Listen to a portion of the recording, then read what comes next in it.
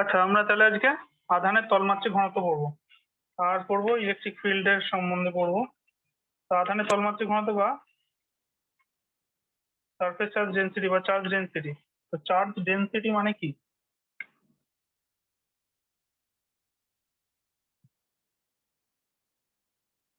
Charge density বা আধানের তলমাত্রিক ঘনত্ব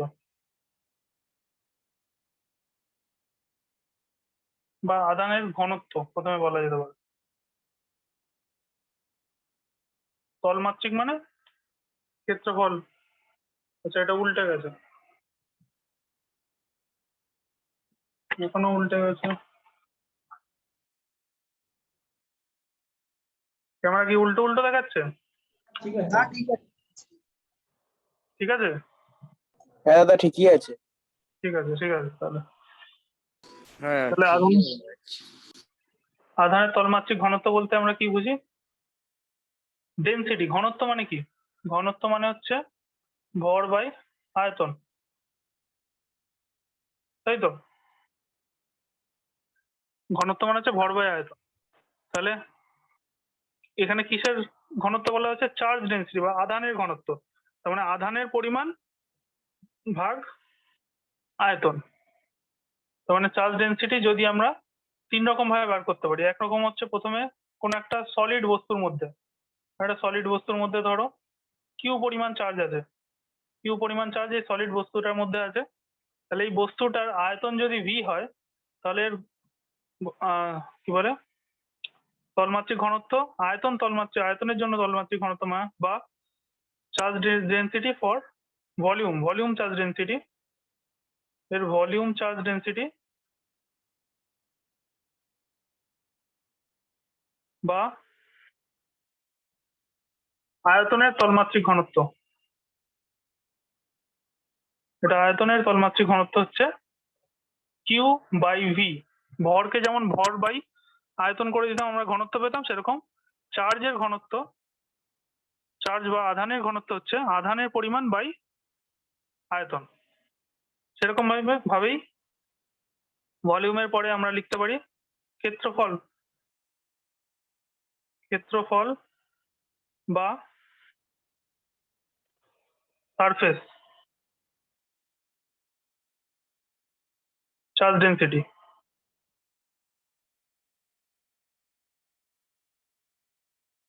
সারফেস চার্জ ডেনসিটি বা ক্ষেত্র ঘনত্ব বা তলমাত্রিক ঘনত্ব, এটাকে তলমাত্রিক ঘনত্ব বলে।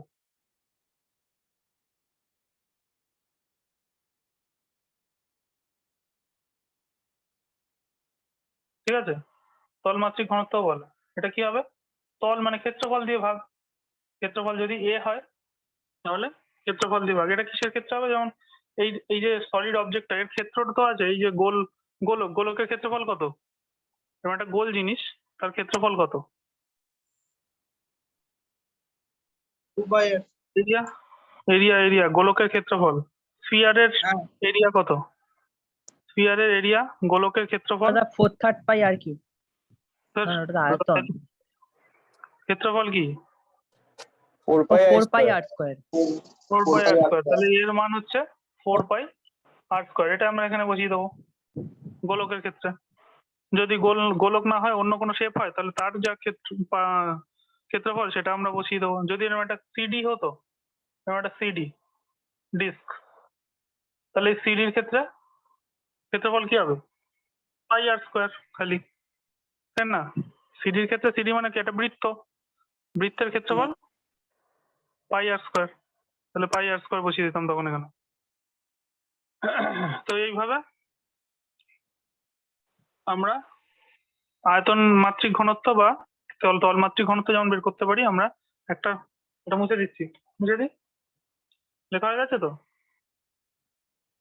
হ্যাঁ বুঝলাম। হ্যাঁ দাদা হয়ে গেল। দাদা হ্যাঁ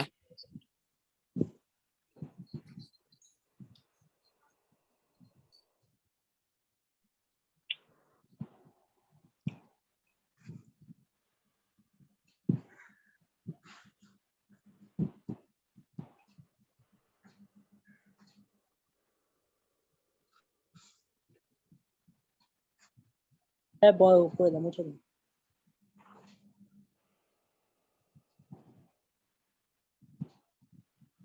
বুঝে দিই হ্যাঁ মুছে দিই। তাহলে ক্ষেত্রফল গেল, তাহলে এবার হচ্ছে দৈর্ঘ্যের লিনিয়ার চার্জ ডেন্সিটি বা দৈর্ঘ্য তলমাত্রিক ঘনত্ব,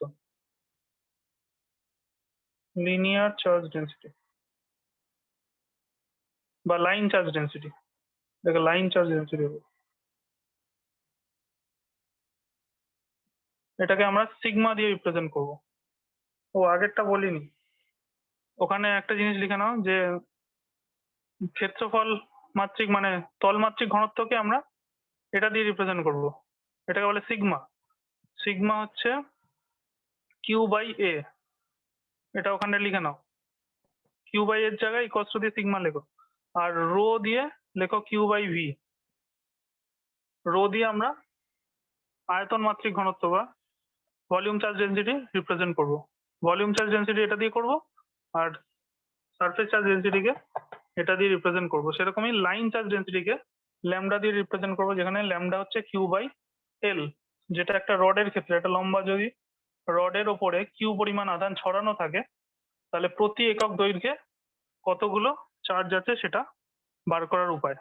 প্রতি একক দৈর্ঘ্যে পুরোটা যদি এল দৈর্ঘ্যের একটা রড হয়, এল দৈর্ঘ্যের একটা রড, তাহলে প্রতি একক দৈর্ঘ্য, এল দৈর্ঘ্য মানে ধরো 100 সেন্টিমিটার একটা রড, তাহলে 1 সেন্টিমিটারে কতগুলো কিউ আছে, 100 সেন্টিমিটারের উপরে ধরো 1000 খানা চার্জ ছড়ানো আছে, তাহলে 1 সেন্টিমিটারের উপর কতগুলো চার্জ আছে সেটাই বার করেছি কিউ বাই এল দিয়ে। সেরকমই পুরো পুরো পুরো জায়গাটার একটা সিডি যদি থাকে, পুরো জায়গাটার উপরে 1 লাখ খানা চার্জ ছড়ানো আছে, তাহলে প্রতি একক ক্ষেত্রফলে কতগুলো করে চার্জ আছে সেটাই বোঝায় এটা, প্রতি একক ক্ষেত্রফলে, ইউনিট এরিয়াতে। আবার একই রকম ভাবে ভলিউমও তাই, প্রতি একক আয়তনে কতটা করে বোঝায়। তো এইটাই তিনটে ডেন্সিটির সংজ্ঞা, যে লাইন চার্জ ডেন্সিটি মানে লেন্থ দিয়ে ভাগ, সারফেস চার্জ ডেন্সিটি মানে সারফেস মানে এরিয়া দিয়ে ভাগ, আর ভলিউম চার্জ ডেন্সিটি মানে ভলিউম দিয়ে ভাগ। ঠিক আছে? ওকে ওকে। সরি, এবার ছোট্ট একটুখানি চার্জ যদি নিই, ছোট্ট একটু জায়গার জন্য, এই পুরো লেন্থটা তো আছে, এই পুরো লেন্থটার মধ্যে আমি ছোট্ট একটু লেন্থ নিলাম, এইটুকু লেন্থ কেটে নিয়েছি, এই ছোট্ট লেন্থটাকে আমরা বলবো ডিএল, ছোট্ট লেন্থ। ঠিক আছে? তাহলে এই পুরোটার মধ্যে যদি কিউ চার্জ ছড়ানো থাকে, তাহলে ছোট্ট একটু জায়গার মধ্যে কতটা চার্জ হবে, ডি কিউ চার্জ। ঠিক আছে? তাহলে এই ল্যামডাটাকে আমরা এইভাবে রিপ্রেজেন্ট করতে পারি D Q by DL, elementary লেন্থের জন্য ক্যালকুলাসে, ছোট্ট চার্জ ছোট্ট লেন্থের মধ্যে। সেরকম ভাবে একই রকম ভাবে আমরা রো কেও লিখতে পারি ডি কিউ বাই ডিভি, একই রকম ভাবে আমরা সিগমাকে লিখতে পারি ডি কিউ বাই ডিএ। এটা হচ্ছে ক্যালকুলাসে আমরা এইভাবে এদেরকে রিপ্রেজেন্ট করতে পারি। এবার ফার্দার আমরা এর ব্যবহারগুলো আমরা করব এরপরে। তো এদের মধ্যে আমার এইটা এখন আপাতত লাগবে, এইটা হচ্ছে sigma equals to Q by A, গোলকের জন্য, গোলক বা স্ফিয়ারের জন্য এ হচ্ছে পাই 4 পাই আর স্কোয়ার, এক্ষুনি দেখলাম, তাহলে sigma equals to Q by 4 pi R square. এখান থেকে আমরা একটা রিলেশন পাচ্ছি যে সিগমাটা 1 বাই আর স্কোয়ারের সাথে ব্যস্ত সম্পর্কে আছে, তাই তো? 1 বাই আর স্কোয়ারের সাথে, কেন কিউটা কনস্ট্যান্ট, কিউ যতগুলো আধান চার্জের ওপর ছড়ানো আছে, মানে এই গোলকটার উপরে, একটা ফুটবলের উপরে যতগুলো আধান ছড়ানো আছে সেটা তো ফিক্স, এর গায়ের উপরে কতগুলো আধান, ধরো 100 কুলম আধান এর উপরে ছড়ানো আছে, তো 100 কুলম আধানটা ফিক্স, তাহলে এটা ফিক্স, এটা কনস্ট্যান্ট, 4 পাই তো কনস্ট্যান্ট, তাহলে কনস্ট্যান্ট গুলো উড়ে গেলে এখান থেকে রিলেশন আমরা লিখতে পারি এটা, যে এই যে ফুটবলটা সাইজে যত বড় হবে সিগমার এই রো এর পরিমাণ, রো এর ভ্যালু, সরি রো হয়ে গেছে এখন, না মানে ভুল লিখলাম, তো বলবে তো কেউ, এটা সিগমা হবে তো, এটা ও, উল্টে আমি গেছে তো। এইটা নিয়ে ওখানে চলে গেছে, এইটা না সরি, এইটা নিয়ে কাজ করছি। বুঝতে পেরেছি। এ লিখে, এটা হচ্ছে সিগমা, এটাও সিগমা। যাই হোক, তাহলে সিগমাটা হচ্ছে 1/r স্কোয়ারের সাথে সম্পর্কযুক্ত, মানে আর এর ভ্যালু যত বাড়বে সিগমার ভ্যালু তত কমবে, ছোট হবে। তার মানে এই যে ফুটবলটা যত সাইজে বড় হবে টোটাল সিগমার ভ্যালু তত কমবে, কেননা কিউটা ছড়িয়ে ছড়িয়ে যাবে, মানে একই জায়গার উপরে বেশি জায়গায় ছড়িয়ে থাকবে। বুঝতে পেরেছো? ঘনত্ব কমতে থাকবে। এটা তো বুঝতে ঘনত্ব পেরেছি। বোঝায়, সিগমাটা কি ঘনত্ব বোঝায়। তার মানে যত বড় হবে ফুটবলটা, তো একটা ফুটবলের ওপর যদি আমি একটা ছোট ফুটবল আছে, মানে একটা বেলুন আছে, ধরো বেলুনের উপরে আমি ধরো ডট এঁকেছি এরকম, ঠিক আছে, এরকম ডট এঁকেছি। এবার যদি বেলুনটাকে ফোলাই তাহলে ডট গুলো নিজেদের মধ্যে সরে যাবে তো জায়গাগুলো, তাই না? আরো ফোলালে ডট গুলো আরো সরে যাবে নিজেদের মধ্যে জায়গা, তাই না? বুঝতে পারছো তো? তাহলে বুঝতে পেরেছি। তাহলে আস্তে আস্তে ছড়াচ্ছে, মানে গাদাগাদি করে নেই, মানে ঘনত্বটা কমছে আস্তে আস্তে, মানে সিগমার ভ্যালুটা কমছে। সিগমা ঘনত্ব বোঝায়, চার্জের ডেন্সিটি বোঝায়, চার্জের ঘনত্ব, আধানের ঘনত্ব। তাহলে আধানের ঘনত্ব আস্তে আস্তে কমছে যত সাইজটা বড় হবে। তো সেটাই বোঝাচ্ছে এখানে, আর এর সাথে সম্পর্কটা ব্যস্তানুপাতিক। যত বড় ফুটবল হবে তত আধানটা কম ঘন হবে, মানে বেশি বেশি ছড়িয়ে যাবে। এটাকে যদি এবার আমি এবড়ো খেবড়ো একটা শেপ দিয়ে দিই, ধরো এরকম একটা এবড়ো খেবড়ো শেপ আছে, আচ্ছা, আর একটু ভালো করে বোঝার জন্য এরকম ধরো একটা শেপ আছে, এরকম একটা শেপ আছে ধরো,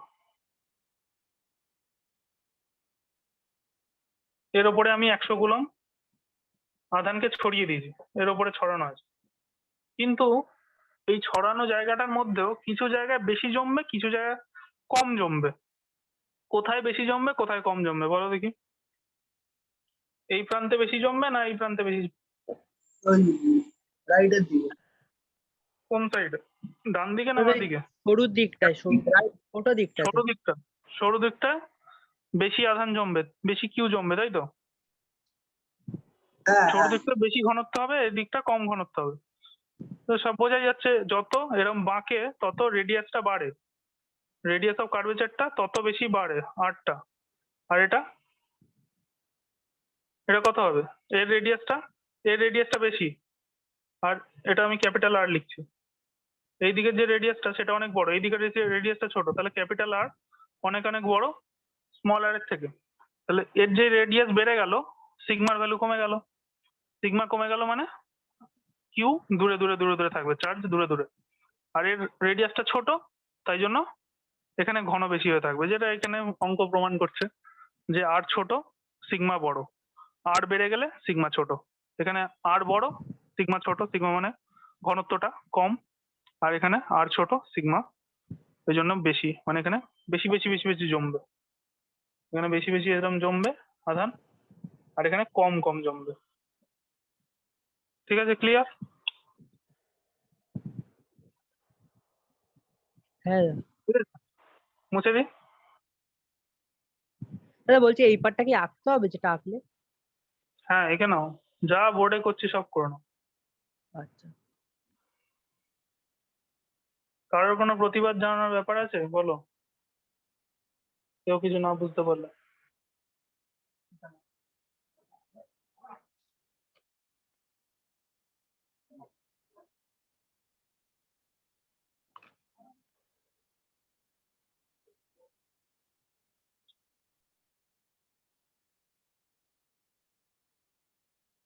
ও দাদা কি স্যার আপনার বোর্ডটা স্যার দেখতে পাচ্ছি না আমি। ফোন এসছে, মনে হয় ফোন এসছে। হ্যাঁ, এবার দেখতে পাচ্ছ? পাচ্ছ? হ্যাঁ দাদা। কারোর যদি অডিওতে কোনো প্রবলেম হয় বা ইয়ে হয়, আমার এই নাম্বারটা থেকে করবো, এই 700, ওই নাম্বারে আমাকে মেসেজ করবে, তবে আমি সেটা ঠিক করে নেবো। আর কোনো প্রশ্ন যদি কেউ কিছু প্রবলেম হয়, প্রশ্ন করতে চাইছো আমি শুনতে পাচ্ছি না, এরকম যদি হয়। হ্যাঁ হয়ে গেছে।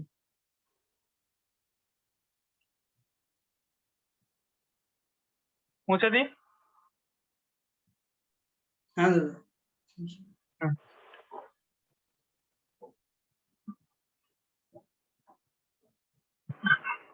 আচ্ছা, তাহলে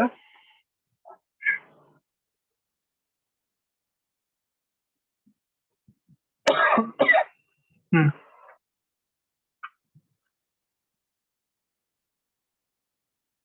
তো এরকম যদি একটা শেপ থাকে তাহলে এখানে কোথায় কোথায় জমবে আধানগুলো? আধানগুলো এই যে ছুঁচলো জায়গাগুলো যেগুলো আছে শার্প সারফেস, সেখানে যেখানে বেশি বেশি আধান জমবে, বাকি জায়গাতে অল্প অল্প আধান জমবে। এখানেই সবচেয়ে বেশি বেশি আধান গুলো জমবে, ঠিক আছে? এরকম ভাবে হ্যাঁ। বাকিগুলো যেমন আছে এখানে অল্প অল্প জমবে বাকি জায়গাতে। এইসব জায়গাগুলোতে যেখানে যেখানে বাঁক পাবে, যেখানে যেখানে সরু জায়গা পাবে, সেখানে সেখানে বেশি বেশি করে আধান জমে যাবে, ঠিক আছে? বুঝতে পেরেছি।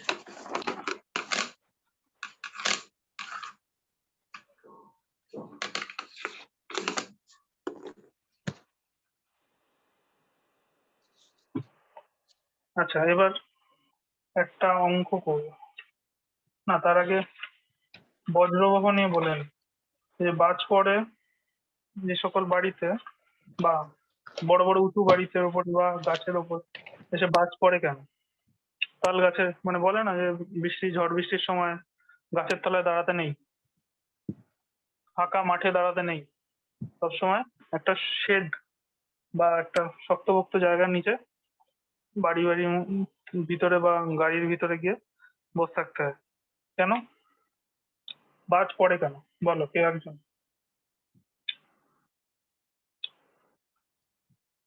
এই তো সেদিনই তো বললাম ওই চার্জ গুলোর জন্য। চার্জ গুলোর জন্য কি হয়? মেঘের মধ্যে চার্জ জমে প্রচুর। ধরো পজিটিভ পজিটিভ পজিটিভের একটা লেয়ার চার্জ জমেছে, ধরো নেগেটিভ নেগেটিভ নেগেটিভ, মানে পজিটিভ নেগেটিভ আছে, তার মধ্যে পজিটিভটা বেশি আছে, নেগেটিভটা কম আছে। এখানে ধরো একটা লেয়ার জমেছে, এখানে নেগেটিভটা বেশি আছে, পজিটিভ কম আছে। তো এবার পৃথিবী হচ্ছে নেগেটিভের সোর্স ধরে নেওয়া হচ্ছে, কেননা ওর প্রচুর পরিমাণে ওর মধ্যে পজিটিভ নেগেটিভ সবই আছে, কিন্তু নিউট্রাল হয়ে আছে। নিউট্রাল মানে ওই জন্য নেগেটিভ হচ্ছে। আর একটা বড় বিল্ডিং এর বাড়ির ওপরে একটা বড় বাড়ি মেঘের কাছে কি হবে? একটা টুথপিকের মতো দেখতে হবে, তাই না? এত বড় মেঘের কাছে একটা বাড়ি কি হবে? একটা টুথপিকের মতো দেখতে হবে, বড় টাওয়ার।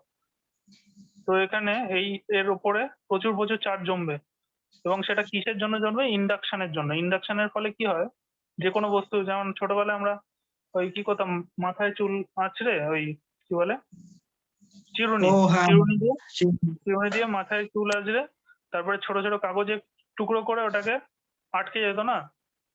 হ্যাঁ করেছি করেছি। হ্যাঁ, সেটা কি হতো, সেখানে চুল থেকে তোমার কিছু ইলেকট্রন বাইরে বেরিয়ে যেত।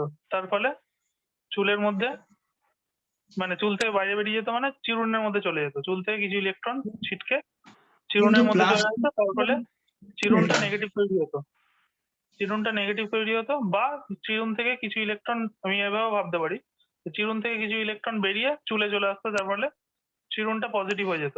যার থেকে দাদা ইলেকট্রন বেরোয়, হ্যাঁ, বলছি প্লাস্টিক তো ইনসুলেটর, ওর মধ্যে কি করে চার্জ হচ্ছে?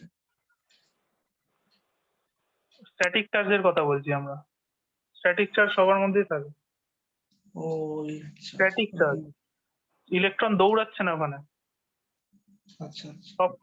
সবকিছুর মধ্যেই প্রোটন ইলেকট্রন নিউট্রন দিয়ে তৈরি, পৃথিবীর যা আছে, বুঝতে পেরেছো? আলাদাই।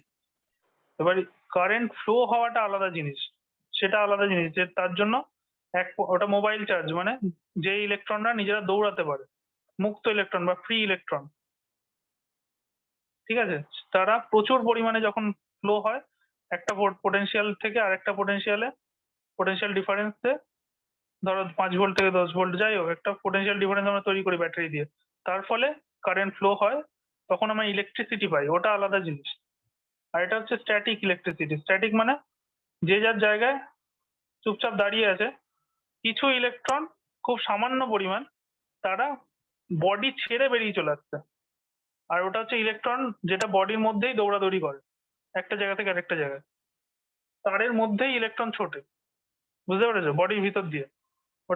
ওটা ইলেকট্রিসিটি, যেটা আমরা কারেন্ট পাই, যার জন্য পাখা এসব চলছে। আর এটা হচ্ছে বডি থেকে ছেড়ে বেরিয়ে চলে আসে ইলেকট্রন, ঠিক আছে? আচ্ছা তো সেই ইলেকট্রন সবার মধ্যে হয়, যেমন সোডিয়াম ধাতু, ওর থেকে ইলেকট্রন ছিটকে বেরিয়ে চলে যায় বলেই তো সোডিয়াম প্লাস হয়। আর সিএল এর মধ্যে ঢুকে যায় বলেই তো সিএল মাইনাস ওই দুজন মিলে গিয়ে NaCl তৈরি হয়ে গেল। বুঝতে পেরেছো? তো সেরকমই তোমার কিছু ইলেকট্রন তোমার চুল থেকে বেরিয়ে ওর মধ্যে চলে আসলো, বা বা চিরুন থেকে বেরিয়ে কিছু ইলেকট্রন তোমার চুলে চলে গেল, তারপরে চিরুনটা হয়ে গেল পজিটিভ। যার থেকে ইলেকট্রন বেরোয় সেটা পজিটিভ হয়ে যায়, তাই না? হুম। পজিটিভ হয়ে গেল। এবার তুমি কাগজের টুকরো এখানে রেখেছো, সব কাগজের টুকরো রেখেছো। কাগজের টুকরো গুলোর তো সঙ্গে তো কিছুই করনি, ঘর্ষণ, এটা ফ্রিকশনের জন্য হয়েছিল যে কিছু ইলেকট্রন বেরিয়ে চলে এসছে, তুমি মাথায় ঘষেছো, তার ফলে ঘর্ষণের জন্য কিছু ইলেকট্রন এদিক থেকে ওদিক হয়ে গেছিল। কিন্তু কাগজের টুকরো গুলোর তো সঙ্গে তো কিছুই করনি, কাগজের টুকরো গুলো তো নিউট্রাল হয়ে বসে আছে। তাহলেও এর সঙ্গে এগুলো নেগেটিভ না, অ্যাকচুয়ালি কাগজের টুকরো গুলো ওগুলো নিউট্রাল, না পজিটিভ না নেগেটিভ। তাহলে কেন টানছে নিউট্রাল জিনিসকে? তার কারণ হলো ও যেই ওর পাশে নিয়ে যাব, এই চিরুনটাকে যেই আমি এই কাগজের টুকরোগুলোর পাশে নিয়ে যাবো, চিরুনটা পজিটিভ তো, তাই জন্য আবেশের জন্য, ইন্ডাকশন একটা ফেনোমেনা, একটা ঘটনা, যার জন্য এটার ঠিক হয়তো উল্টো আয়ন এখানে তৈরি হবে। এটা পজিটিভ তো, এর ঠিক উল্টো, মানে এখানে নেগেটিভ তৈরি হবে। হয়তো নন কন্ট্যাক্ট বডিজ। হ্যাঁ, নেগেটিভ তৈরি হবে, বুঝতে পেরেছো? ইন্ডাকশনের জন্য, এটা ইন্ডাকশনের জন্য হয়ে থাকে। সেরকমই মেঘের মধ্যে মেঘ যদি এটা পজিটিভ একটা ক্লাউড হয়, পজিটিভ ক্লাউডটা এই বাড়ির যে সামনে চলে আসবে, এই বাড়ির প্রতিটা কোনাগুলোতে ও কি করবে, নেগেটিভ ইনডিউস করবে। ঠিক আছে? তাহলে পজিটিভ নেগেটিভ দুম করে বাজ ফেলে দেবে এর উপরে। তো আমরা তার জন্য কি করি, ওকে বাজ যাতে ভালোভাবে ফেলতে পারে তার জন্য আরেকটা ওকে উপরে একটা এরকম তার দিয়ে বেঁধে সেই তারটাকে একদম তুলে নিয়ে গিয়ে মাটির তলায় প্লেট করে পুঁতে দিই। এই তারের উপরেও এরকম নিডল দিই। নিডল মানে হচ্ছে ওই সরু সরু পেরেকের মতো জিনিস, ওখানটা আটকে দিই। তার ফলে এখানে যত পয়েন্টেড হবে, যত সরু হবে, তত কি বললাম যত সরু হয় তত বেশি চার্জ জমে সেখানে। তাহলে এখানে তত বেশি বেশি চার্জ জমবে। এখানে যদি পজিটিভ হয়, এখানে প্রচুর প্রচুর নেগেটিভ জমবে। তাহলে এই পজিটিভ এই নেগেটিভকে প্রশমিত করে দিয়ে এই কিছু চার্জ কমিয়ে দেবে। মানে এখানে ধরো 100টা পজিটিভ ছিল, ও এখানে 50টা নেগেটিভ তৈরি করেছে। সেই পজিটিভ নেগেটিভের সাথে মিলে গিয়ে 50টা চার্জকে নষ্টই করে দিল। তাহলে আর 50টা এখানে পজিটিভ পড়ে থাকলো। তাহলে আগে যে 100খানা ডিফারেন্স তৈরি হচ্ছিল, তার থেকে এখন একটু কম ডিফারেন্স তৈরি হচ্ছে, তার ফলে বাজটা আর পড়বে না। তবে বাজটা পড়া থেকে বাঁচিয়ে দিল। বুঝতে পেরেছো? বুঝতে পেরেছি। এইভাবে বাঁচিয়ে দেয়। আর যদিও নাও বাঁচাতে পারে, যদি পড়েও যায় তাহলেও এর ওপরে এসে পড়বে, যেহেতু এটা সরু পয়েন্ট, মানে এখানটাই সমস্ত চার্জগুলো আধানো বানিয়ে ফেলেছে, এখানটাই একটা ক্লাউড বানিয়ে ফেলেছে, তাই জন্য এর ওপরে এসে পড়বে। আর এখান দিয়ে পড়লে এই পুরো নিচে এসে মাটির তলায় ঢুকে যাবে। আচ্ছা, তো এটা এতগুলো ছুচালো পয়েন্ট, ওই হ্যাঁ এতগুলো ছুচালো পয়েন্ট যেহেতু, হ্যাঁ, মানে যত ওটা বেশি scattered সুজালো করতে- ফলক হবে তত বেশি চার্জ ওখানে জমবে। যত বেশি করতে পারবে তত ভালো। তো এটাকে বাংলায় বজ্রবাহ বলে, ইংরেজিতে বলে লাইটনিং কন্ডাক্টর বা লাইটনিং অ্যারেস্টার। অ্যারেস্ট করে নেয় লাইটনিং কে, ও নিজের দিকে টেনে নেয়, অন্যদিকে ফেলতে দেয় না। তো গাছও এরকম টাইপেরই হয়, মানে গাছকেও যদি তুমি এরকম দেখো, তাহলে মেঘের কাছে ও একটা ওরকমই, তাল গাছ একটা টুথপিকের মতো, একদম সরু একটা জিনিস। এবং ভয়ানক ব্যাপার হলো, ফাঁকা মাঠে যখন আমাদের যে চাষ হয়, চাষবাসের যে মাঠগুলো, সেখানে তো প্রচুর প্রচুর এলাকা পুরো ফাঁকা থাকে, একদম কোনো গাছপালা নেই। অনেক জায়গা এক 1 বিঘে 2 বিঘা পরিমাণ জায়গা শুধু চাষের জমি, সেখানে কোনো বড় গাছ নেই। সেখানে যদি একটা মানুষ দাঁড়িয়ে থাকে, তখন ওই মানুষটাই ওর কাছে ওই চার্জের পয়েন্ট হয়ে যাবে, মানুষের মাথায় প্রচুর প্রচুর চার্জ জমে যাবে।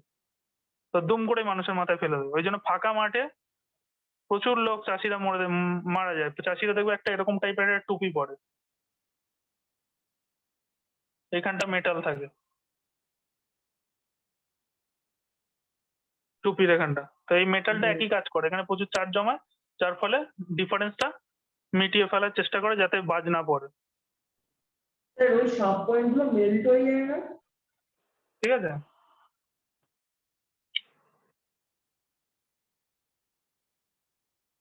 তাহলে ভালো ভালো বজ্রবাহের গুণাবলী ভালো বজ্রবাহ বানাতে গেলে আমাদের কি কি চাই? আচ্ছা, ছাতার মাথাতেও তো অমনি থাকে। হ্যাঁ, ছাতার মাথাও এরকম হবে, ছাতার মাথা। ছাতার মা- আচ্ছা, লেখো necessary quality of a good lightning conductor. ভালো বজ্রবহের গুণাবলী লেখো, আমি বলছি তোমরা লেখো। নেসেসারি বলুন। Necessary quality of a good lightning conductor. Necessary quality of a good lightning conductor. বাংলায় লেখো ভালো বজ্রবহের গুণাবলী।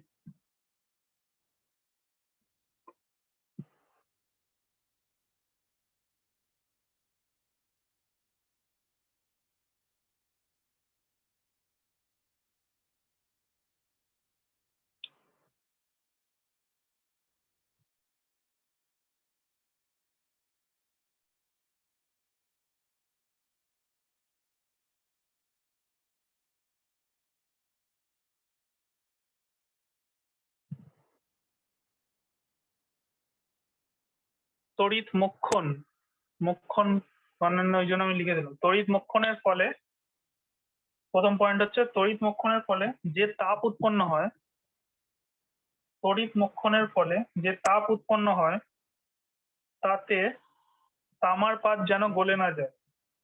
এটা 1 নম্বর পয়েন্ট। ইংলিশে লেখো the copper strip should not be melt.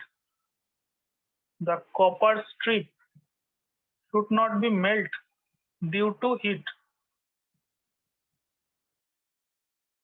During lightning discharge. During lightning discharge. দাদা বাংলায় একবার বলবে?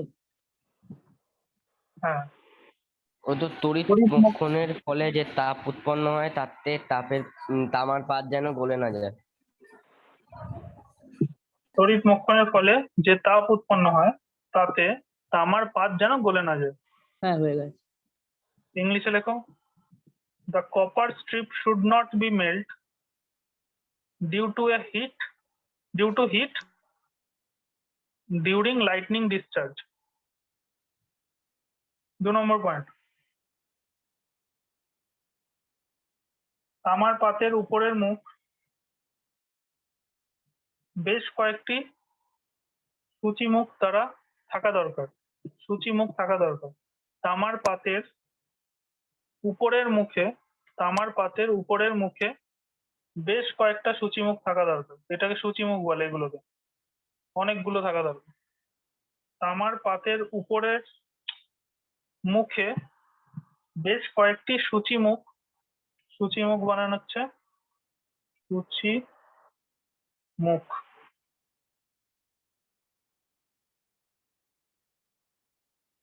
সূচিমুখ থাকা দরকার, এগুলোকে সূচিমুখ বলে। ইংলিশে লেখো the upper part of the copper strip, the upper part of the copper strip should be provided with sufficient number of sharp points.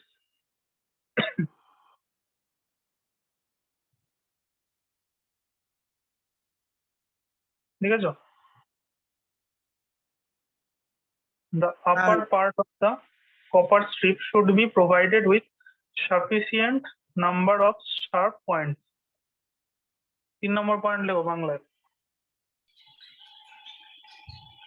এই স্যার পাত স্যার 2 নম্বরটা আমার আরেকবার বাংলায় বলুন। তামার পাতের উপরের মুখে বেশ কয়েকটি সূচিমুখ থাকা দরকার। সূচিমুখ। বেশ কয়েকটি সূচিমুখ থাকা দরকার। না, হয়ে গেছে স্যার, ওই সূচিমুখটাই লিখিনি।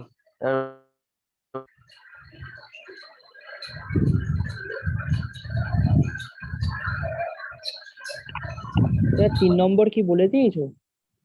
না, বলিনি। না না, হ্যাঁ বলো। তুমি কি ঘুরতে গেছো নাকি যে ওকে বলে দিস? আরে না, ফালতু কথা বলবো না। এটা কি আওয়াজ হচ্ছে না বন্ধ করে পিছনে দেবো। ঘর ঘর করে? কেউ অহেতুক কথা বলবে না।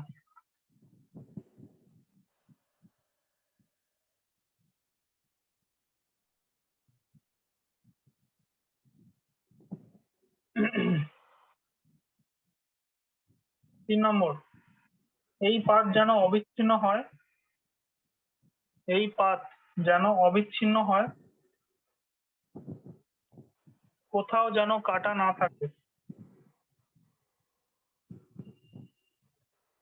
No discontinuity should exist in the copper strip. আরেকবার বলো।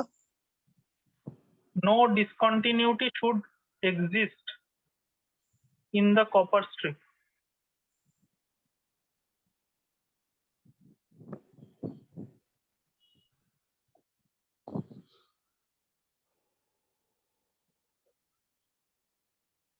এই পাত যেন অবিচ্ছিন্ন হয়, কোথাও যেন কাটা না থাকে।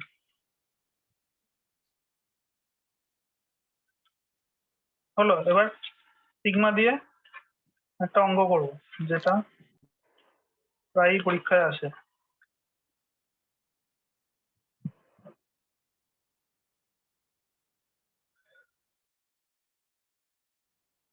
তো অঙ্কটা বলছে 3 মিলিমিটার ব্যাসার্ধের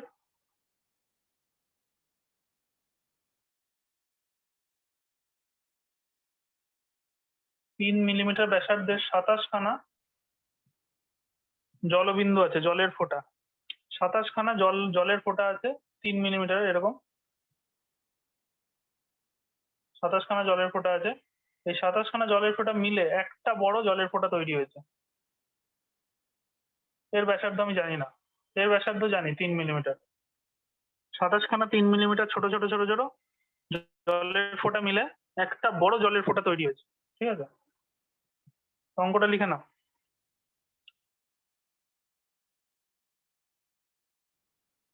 অঙ্কটা লিখে নাও যে 3 মিলিমিটার ব্যাসার্ধ বিশিষ্ট, 3 মিলিমিটার ব্যাসার্ধ বিশিষ্ট এবং একই আধানে আহিত 27টি জলবিন্দু যুক্ত হয়ে একটি বড় জলবিন্দু উৎপন্ন করলো।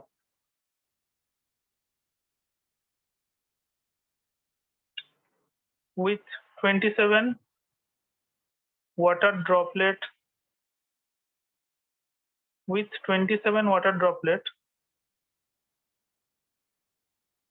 having radius 3 millimeter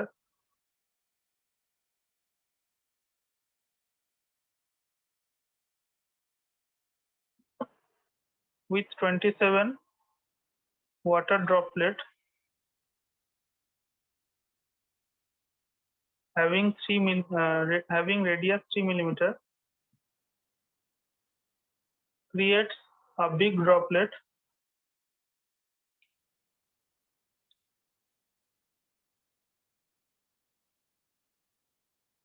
আচ্ছা 27 identical droplet লিখবে, 27 identical droplet create a big droplet, find the ratio of surface charge density of them. তবে উভয় ক্ষেত্রে তলমাত্রিক ঘনত্বের অনুপাত নির্ণয় করো। তবে উভয় ক্ষেত্রে, বাংলায় কত পর্যন্ত লিখেছিলে? Ratio of find the ratio of surface charge density. দাদা হয়তো বাংলায় লিখেছিলাম হচ্ছে জলবিন্দু তৈরি করলো। তৈরি করলো, তারপর লেখো তবে উভয় ক্ষেত্রে তলমাত্রিক ঘনত্বের অনুপাত কত। তবে উভয় ক্ষেত্রে তলমাত্রিক ঘনত্বের অনুপাত কত। তবে উভয় ক্ষেত্রে তলমাত্রিক ঘনত্বের অনুপাত কত। তাহলে মনে করছি, প্রথমে মনে করি লেট প্রতিটিতে আধান কিউ আছে এবং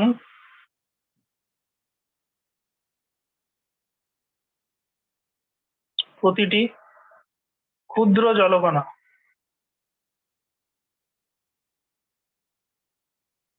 ক্ষুদ্র জলকণার ব্যাসার্ধ স্মল আর, যেটা কিনা বলে দিয়েছে 3 মিলিমিটার। না বললে অঙ্কটা হতো, পরীক্ষার সময় যদি নাও বলে এটা, তাও অঙ্কটা হবে। ইংলিশে লেখো, এগুলো লিখতে পারো তো, নিজের মতো লিখে নাও। লেট কিউ বি হ্যাঁ দ্য পারবো। চার্জ অন এভরি বা ইচ ড্রপলেট। আর হচ্ছে প্রতিটি ক্ষুদ্র জলকণার ব্যাসার্ধ আর radius of each droplet is 3 millimetre ব্র্যাকেটে আর। তাহলে আর এর সঙ্গে আর কি লিখবো? মনে করি বড় জলকণার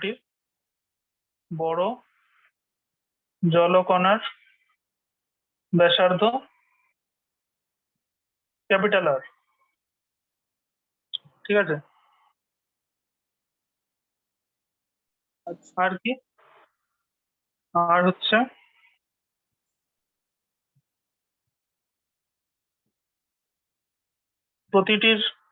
প্রতিটি ক্ষুদ্র, আমি মুছে দিয়ে উপরে লিখছি, লিখতে অসুবিধা হচ্ছে।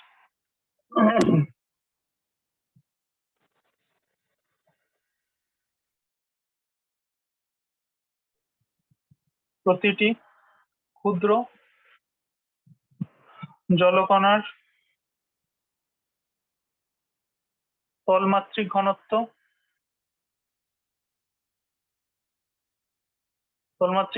সিগমা 1, আর বড় জলকণার তলমাত্রিক ঘনত্ব সিগমা 2, এটা আমি ধরে নিলাম। এক একটা ছোট ছোট যে জলকণা ছিল, জলের ড্রপলেট ছিল, ওটা ছিল এগুলো তলমাত্রিক ঘনত্ব হচ্ছে সিগমা 1, আর সবাই মিলে যে বড়টা বানালো, বড়টার তলমাত্রিক ঘনত্ব হচ্ছে সিগমা 2, এটা আমি ধরে নিয়েছি। তার মানে আমাকে প্রশ্নটা এটাই করেছে যে সিগমা 1 ইস টু সিগমা 2 কত, এটা হচ্ছে আমার প্রশ্ন।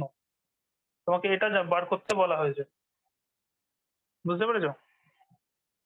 তোমাকে কি বার করতে বলা হয়েছে? তোমাকে এই দুজনের অনুপাত বার করতে বলা হয়েছে, এটাই তোমার প্রশ্ন। তাহলে করবো কি করে?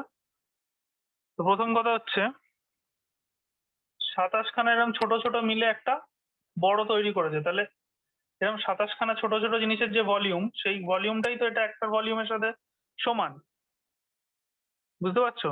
27 খানা জলের ফোঁটা মিশে গিয়ে এটা তৈরি হয়েছে, তাহলে 27 খানা জলের ফোঁটার যে টোটাল ভলিউম, টোটাল আয়তন, সেটাই হচ্ছে এই একটা ফোঁটার টোটাল আয়তন। তাহলে একটা ফোঁটার আয়তন কত হবে? একটা ফোঁটার আয়তন 4/3 পাই স্মলার স্মল আর কিউ। হ্যাঁ, এরকম এর সঙ্গে 27 খানা যদি আমি ফোঁটা 27 গুণ ইন্টু করি, করে দিতে হবে। 27 ইন্টু করে দিই, তাহলে সেটা ওই বড় ফোঁটাটা হয়ে যাবে। এটা হয়ে যাবে 4/3 pi pi capital R capital R Q.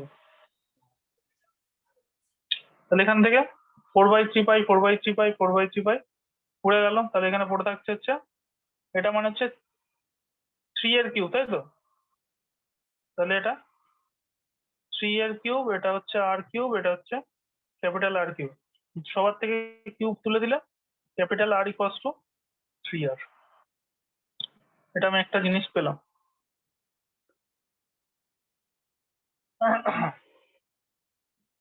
মুছে দিই। হ্যাঁ হ্যালো তাহলে হ্যাঁ, সিগমা 1 মানে হচ্ছে কি ছিল, এখন লিখেছিলাম কিউ বাই একটার জন্য কিউ বাই 4πr², তাই তো? Q by hmm 4πr²। আর সিগমা 2টা কি? সিগমা 2টা হচ্ছে বড় মানে সবকটা মিলিয়ে, সবকটা মেশালে কত আধান হবে? 27 কিউ। একটা যদি কিউ হয় তাহলে 27 খানা মিশালে 27 কিউ হবে টোটাল চার্জ হ্যাঁ by 4 pi capital R square. সিগমার ফর্মুলা এখনই লিখলাম তো, কিউ আধান বাই তার ক্ষেত্রফল এরিয়া। এরিয়া হচ্ছে এখানে গোলক যেহেতু 4πr², ছোট ছোট ছোট বলগুলোর। আর এখানে টোটাল আধান কত? 27 খানা মিলে গিয়ে 27 Q by 4 pi capital R square. তাহলে এখান থেকে যদি আমি বাদ দিই তাহলে কিউ কিউ উড়ে যাবে, 4 বাই 4 উড়ে যাবে, 1/r² ইস টু এটা 27 বাই ক্যাপিটাল আর এর জায়গায় আমি লিখে নেবো 3r এর হোল স্কোয়ার, তাই না? এক্ষুনি প্রমাণ করেছি যে capital R equals to 3r। তাহলে এখান থেকে আমি লিখবো 1/r² ইস টু 27/3 মানে 9, এটা r², আবার r² কেটে যাবে। তাহলে আমি যদি দুদিকে এই 9 দিয়ে কাটলে এটা 3 হয়ে যাবে, তাহলে 1:3 হচ্ছে তোমার রেশিও। তাহলে σ1:σ2 হচ্ছে এটা 1:3। এটা পরীক্ষায় আসে, ঠিক আছে? ওকে। মুছে দিই। হ্যাঁ দা হয়ে গেছে।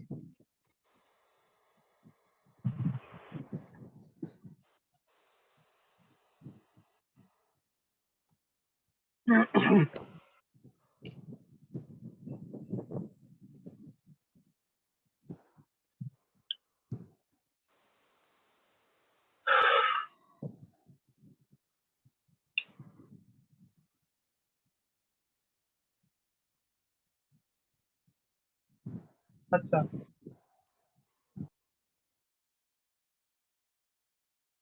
বলেছে একটি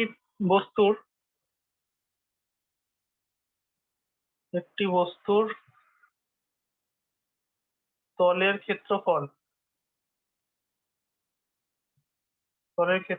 25 সেন্টিমিটার স্কোয়ার এবং তলমাত্রিক ঘনত্ব মানে সিগমা বলে দিয়েছে 5 স্ট্যাট-কুলম্ব পার সেন্টিমিটার স্কোয়ার। মোট আধান কত? মোট আধান কত এটা জিজ্ঞেস করেছে। এটা হচ্ছে প্রশ্ন তোমার। Area of an object is 25 centimetre square, যার সিগমা মানে সারফেস চার্জ ডেন্সিটি এত, তাহলে অ্যামাউন্ট অফ চার্জ কত জিজ্ঞেস করেছে।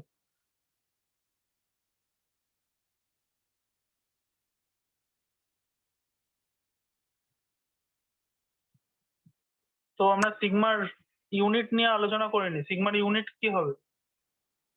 সিগমা মানে কি ছিল? Q by area. কিউ হচ্ছে কুলম, এরিয়া হচ্ছে মিটার স্কোয়ার। তাহলে কুলম পার মিটার স্কোয়ার, বা এটাকে লিখতে পারি coulomb into metre square -2 metre -2, তাই তো? হ্যাঁ এটা হ্যাঁ হচ্ছে সিজিএস এ কুলমটা হয়ে যায় স্ট্যাট কুলম বা ইএসইউ। স্ট্যাট কুলম হতে পারে, ইএসইউ হতে পারে, আর এটা হয়ে যাবে মিটারটা সেন্টিমিটার, এটা সিজিএস। তাহলে সিগমার দুটো ইউনিট হতে পারে, মানে এসআইতে ইউনিটটা হবে কুলম পার মিটার স্কোয়ার, আর এটা হচ্ছে স্ট্যাট কুলম পার সেন্টিমিটার স্কোয়ার। তো এখানে সিজিএস এ দিয়েছে অঙ্কটা, তাই তো? তাহলে সিগমা মানে এই তো এটাই, কিউ বাই এ। তাহলে সিগমার জায়গায় 5 বসাবো, কিউ আমি জানি না, এটা জানি কত বলেছে 25, তাহলে কিউ কত? 25 × 5 125, তাই তো? 125 কি ইউনিট কি হবে? চার্জেস স্ট্যাট কুলম, কেননা যেহেতু এটা কুলম তো হবে না, সিজিএস পদ্ধতিতে করছি। 5টা কি সেন্টিমিটার ছিল, সিজিএস পদ্ধতি, এটা হচ্ছে স্ট্যাট কুলমে, তাহলে এটা হবে স্ট্যাট কুলম। 125 স্ট্যাট কুলম, এটাই বার করতে বলেছে। মোট আধান কত?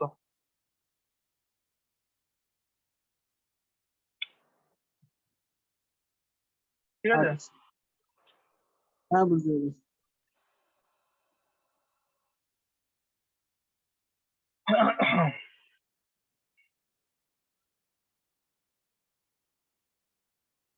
এবার আমরা চলে আসি ইলেকট্রিক ফিল্ড, তড়িৎ ক্ষেত্র। আচ্ছা, এখান থেকে আরেকটা অঙ্ক করা যেতে পারে।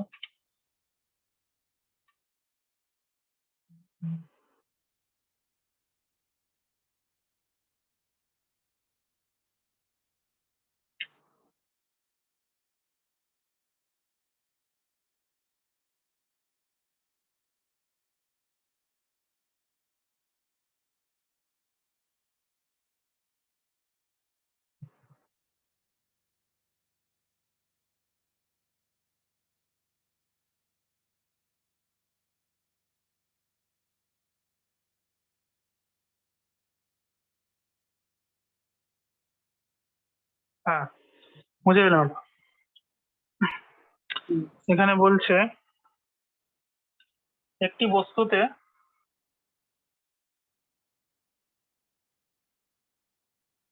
-80 মাইক্রোকুলম আধান আছে।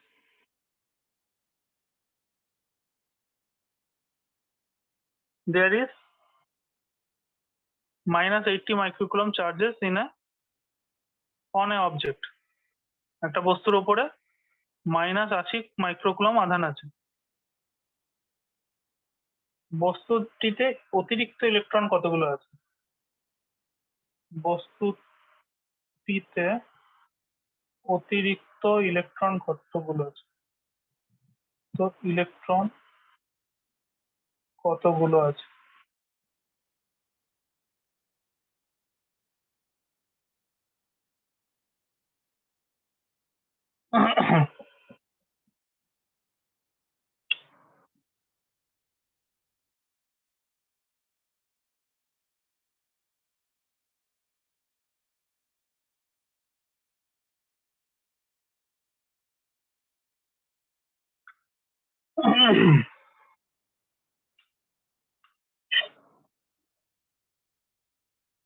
ঠিক আছে,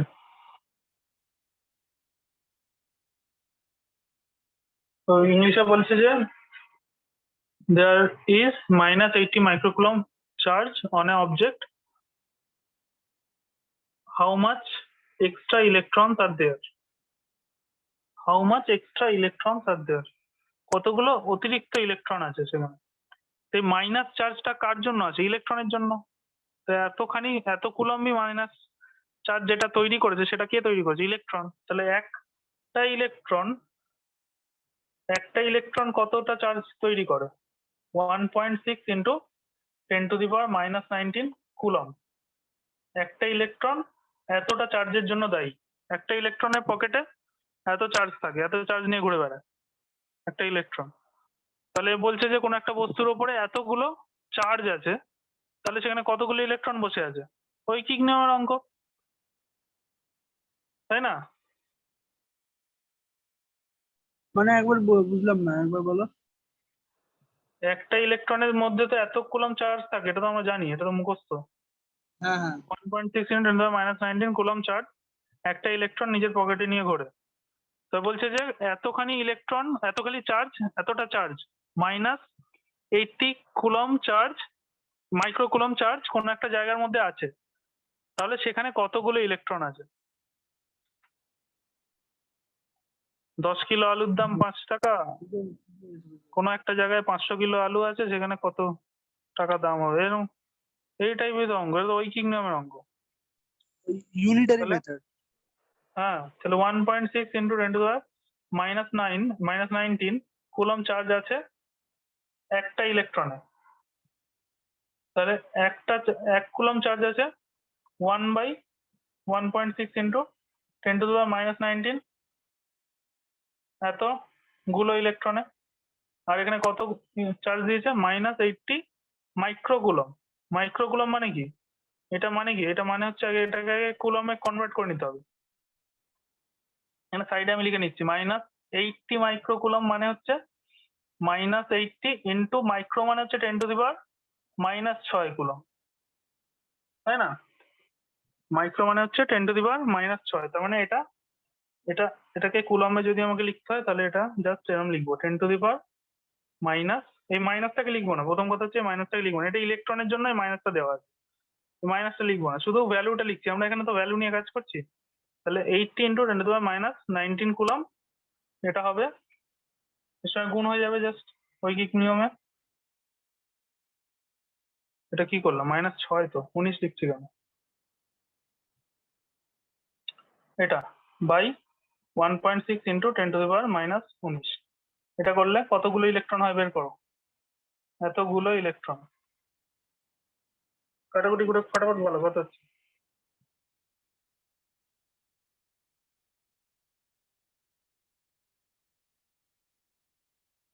আমি এখান থেকে একটা পয়েন্ট তুলে দিলাম, পয়েন্ট তুলে দিলে এখানে একটা 10 গুণ হয়ে যাবে। 10 গুণ হয়ে যাবে, 16কে 80 দিয়ে কাটলে 5, তাহলে এটা হয়ে যাবে 5 গুণ 10⁻⁻6 ইন্টু 10, তার মানে 10⁻⁻5 ইন্টু 10⁻⁻19। উপরে উঠে যাবে, উপরে উঠে গেলে 10⁻+19। 5 into 10⁻14 হ্যাঁ 5 ইন্টু 5 10⁻14 বিয়োগ হয়ে গেল 10⁻14, এতগুলো ইলেকট্রন। তার মানে ওই বস্তুটার উপরে অতিরিক্ত এতগুলো ইলেকট্রন বসে আছে, যার জন্য ওই বস্তুটার আধান হয়ে যাচ্ছে -80 মাইক্রোকুলম। ঠিক আছে, বোঝা গেল? 5 ইন্টু 10⁻14 খানা ইলেকট্রন বসে আছে। এবার এটাকে তুমি ফর্মুলা বানাতে চাইলে ফর্মুলা বানাও, Q total charge, Q equals to E into N. এই তো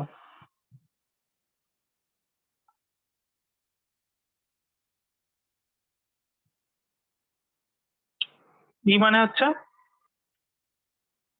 1.6 ইন্টু 10⁻⁻19, এটা হচ্ছে ই, একটা ইলেকট্রনের আধান। এবার যদি এন খানা ইলেকট্রন যদি থাকে, এন হচ্ছে নাম্বার অফ ইলেকট্রন।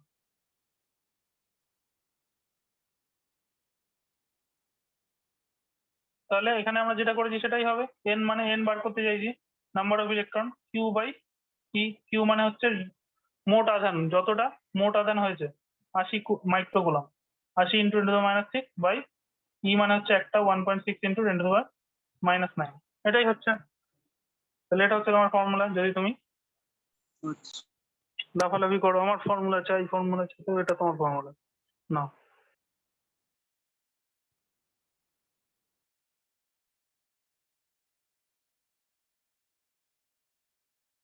ঠিক আছে,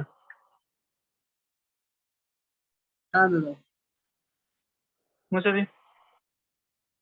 হ্যাঁ দাদা। এবার লেখো তড়িৎ ক্ষেত্র বা ইলেকট্রিক ফিল্ড। এবার আমরা আসল জিনিসে ঢুকছি, যার জন্য এত পড়াশোনা করছি সেই জিনিসটাকে আমরা শিখবো। এটার জন্যই এত কিছু, ইলেকট্রিক ফিল্ডের সম্বন্ধে জানার জন্যই আমরা এত কিছুকে পড়ছি।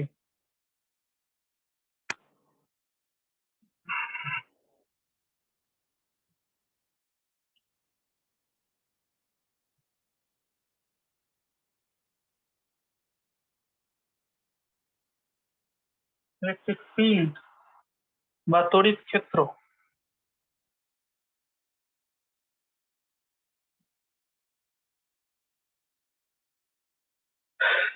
তড়িৎ ক্ষেত্র আগে বলে, বইয়ের ভাষা আগে পড়ছি, বইতে কি লেখা আছে, কোন তড়িৎাধানের পরিপার্শ্বস্থ যে অঞ্চলে তার আকর্ষণ বা বিকর্ষণ বল ক্রিয়া করে, অর্থাৎ তড়িৎাধানটির চারিদিকে যতটা অঞ্চলের মধ্যে দ্বিতীয় আরেকটি আধান রাখলে তার ওপর একটি বল ক্রিয়া করে, সেই অঞ্চলকে প্রথম আধানটির তড়িৎ ক্ষেত্র বলা হয়। ছাতার মাথা কিছুই বোঝা গেল না, তাই তো? কি সব লিখেছে, অনেক কিছু। এখানে যা লিখেছে সেটার মেন কথা হলো এলাকা। তোমার এলাকায় অন্য একজন ঢুকে পড়েছে, তুমি তাকে ছাড়বে কি ছাড়বে না। এটা ধরো তোমার এলাকা, এই এলাকা হচ্ছে যে এটা তোমার, তুমি এখানে এলাকার সেন্টারে বসে আছো। এই এলাকার মধ্যে যেই এসে ঢুকবে না কেন, তুমি তাকে দুমদাম লাথিগুচি মারবে, বলে বেরো এখান থেকে, এটা আমার এলাকা।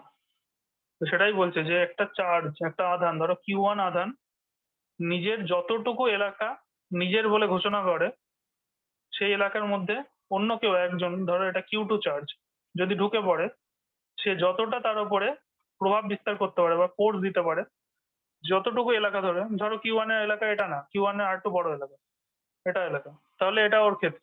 যতটা এলাকাতে ও ঝামেলা করবে সেটাই হচ্ছে এর এলাকা, সেটাই হচ্ছে ইলেকট্রিক ফিল্ড বা ইলেকট্রিক তড়িৎ ক্ষেত্র। কিউ ওয়ান এর ক্ষেত্র, তার মানে সেরকম অনুযায়ী যে কোনো একটা আধানের ক্ষেত্র কত হতে পারে, ইনফিনিটি অ্যাকচুয়ালি। সে যত দূরেই থাকুক না কেন, ফোর্স বলছে, কুলম্ব বলছে যে Q one Q two by R square, মানে দূরত্ব অনেক বেড়ে গেলে ফোর্সটা কমে যাবে, যত দূরে যাবে তত ফোর্স কমতে থাকবে, সেটা ঠিকই, কিন্তু ফোর্স থাকবে, কমে গেলেও সেটা জিরো না, এই আর স্কোয়ার ওয়ান বাই আর স্কোয়ারের সাথে সমানুপাতিক। মানে কুলম্ব বলছে যে দূরত্বটা যদি আমি 2 সেন্টিমিটার রাখি এবং সেটা থেকে বাড়িয়ে যদি 4 সেন্টিমিটার করে দিই, তার মানে ডাবল করে দিলাম, তাহলে ফোর্সটা ওয়ান বাই আর স্কোয়ারের সাথে সম্পর্কযুক্ত, মানে ডাবল করে দিলে ডাবল স্কোয়ার মানে 4 গুণ কমে যাবে, ফোর্সটা ডাবল স্কোয়ার মানে 4 গুণ কমে যাবে, 1/4 হয়ে যাবে, কিন্তু থাকবে ফোর্স, আরো যত বাড়াবো আমি দূরত্ব যত বাড়াবো কমবে, কিন্তু থাকবে, ফোর্সটা জিরো হবে না। তার মানে কোনো একটা আধানের তড়িৎ ক্ষেত্র কত দূর পর্যন্ত হয়, ইনফিনিটি পর্যন্ত হয়। এটা লিখে নাও, যে কোনো আধানের তড়িৎ ক্ষেত্র অসীম দূরত্ব পর্যন্ত বিস্তৃত।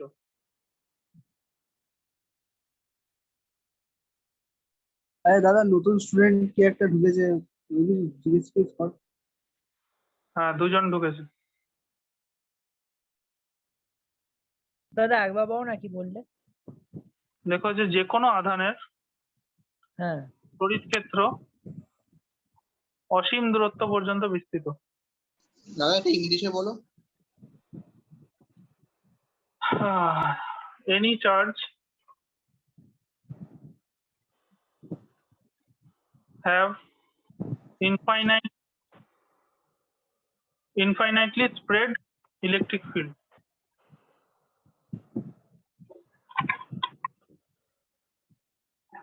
Any charge have infinitely spread electric field.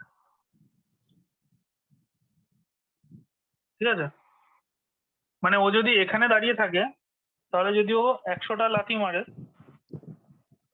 যদি 100টা লাথি মারে, ও যদি এত দূরে দাঁড়িয়ে থাকে, এখানে যদি দাঁড়িয়ে থাকে, ওই 100টার জায়গায় ও 50টা লাথি খাবে হয়তো। ও যদি আরো দূরে চলে যায়, ও তখন হয়তো 10টা লাথি খাবে, কিন্তু লাথি ওকে খাবেই, এটা হলো ব্যাপার। বুঝতে পেরেছো? ওর এলাকা, ওর নিজের এলাকা সবসময় বলবে যে আমার এলাকা, ওর যত কাছে আসবে ওর এলাকার প্রভাবটা বেশি হবে। যেমন মদনদার এলাকাতে মদনদাই সবকিছু। দাদা তাহলে তো যদি খুব দূরে চলে যায় তো এই 10টাও তো কমে জিরো হয়ে যাবে। জিরো কোনোদিন হবে না, ওটা কমতে হবে 1.5খানা লাথি, 1খানা লাথি, হাফখানা লাথি, 1.4 খানা লাথি, মারবে, যত ছোটই হোক না কেন জিরো হবে না। লাঠি না হতে গেলে মারলে কোথায় জুতো যেতে ছুঁড়ে হবে? মারবে। চলে যাবে। জিরো হতে গেলে লাঠি না- কোথায় যেতে হবে? ওকে ইনফিনিটিতে যেতে হবে, অসীমে, এতটা দূরে যাতে ওকে এ নাগালই পাচ্ছে না। কত দূরে গেলে নাগাল পাবে না? অসীম দূরত্বে গেলে। থিওরিটিক্যাল প্রশ্ন, প্র্যাকটিক্যালি কিছু না কিছু দূরত্ব থাকবেই, কিন্তু আমি যদি থিওরিটিক্যালি বলি কত দূরে গেলে ও আর লাথি খাবে না, অসীম দূরত্বে চলে গেলে আর খাবে না, এটাই হলো কথা। ইনফিনিটিতে ও যদি ওর থেকে ইনফিনিটি দূরে চলে যায়, তাহলে ওর উপর কোনো ফোর্স দিতে পারবে না। ঠিক আছে, হ্যাঁ, তো যত কাছে আসবে নিজের এলাকাটা ওইভাবে ও বিস্তার করবে। তাহলে এটা বলছে, এটা হচ্ছে তড়িৎ ক্ষেত্র। বই থেকে সংজ্ঞাটা পড়ে নেবে, বইতে যে ভয়ানক সংজ্ঞা দেওয়া আছে যার যা পড়ে নেবে। মানেটা এটাই বোঝায় যে একটা আধান Q1 যদি থাকে আর একটা আধান Q2 যদি থাকে, Q1 যত দূর পর্যন্ত Q2-র ওপরে ফোর্স দিতে পারবে বা বল প্রয়োগ করতে পারবে, সেই জায়গা এলাকাটাকে ওই Q1 এর তড়িৎ ক্ষেত্র বলে। ঠিক আছে, ক্লিয়ার? এর বইতে সাহিত্যিক ভাষায় এসব লেখা আছে, তোমরা মুখস্থ করে লিখবে। এবার তড়িৎ ক্ষেত্র, এটা তড়িৎ ক্ষেত্র প্রাবল্য, এরপরে আসছে তড়িৎ ক্ষেত্রের সঙ্গে ইলেকট্রিক ফিল্ড ইন্টেন্সিটি।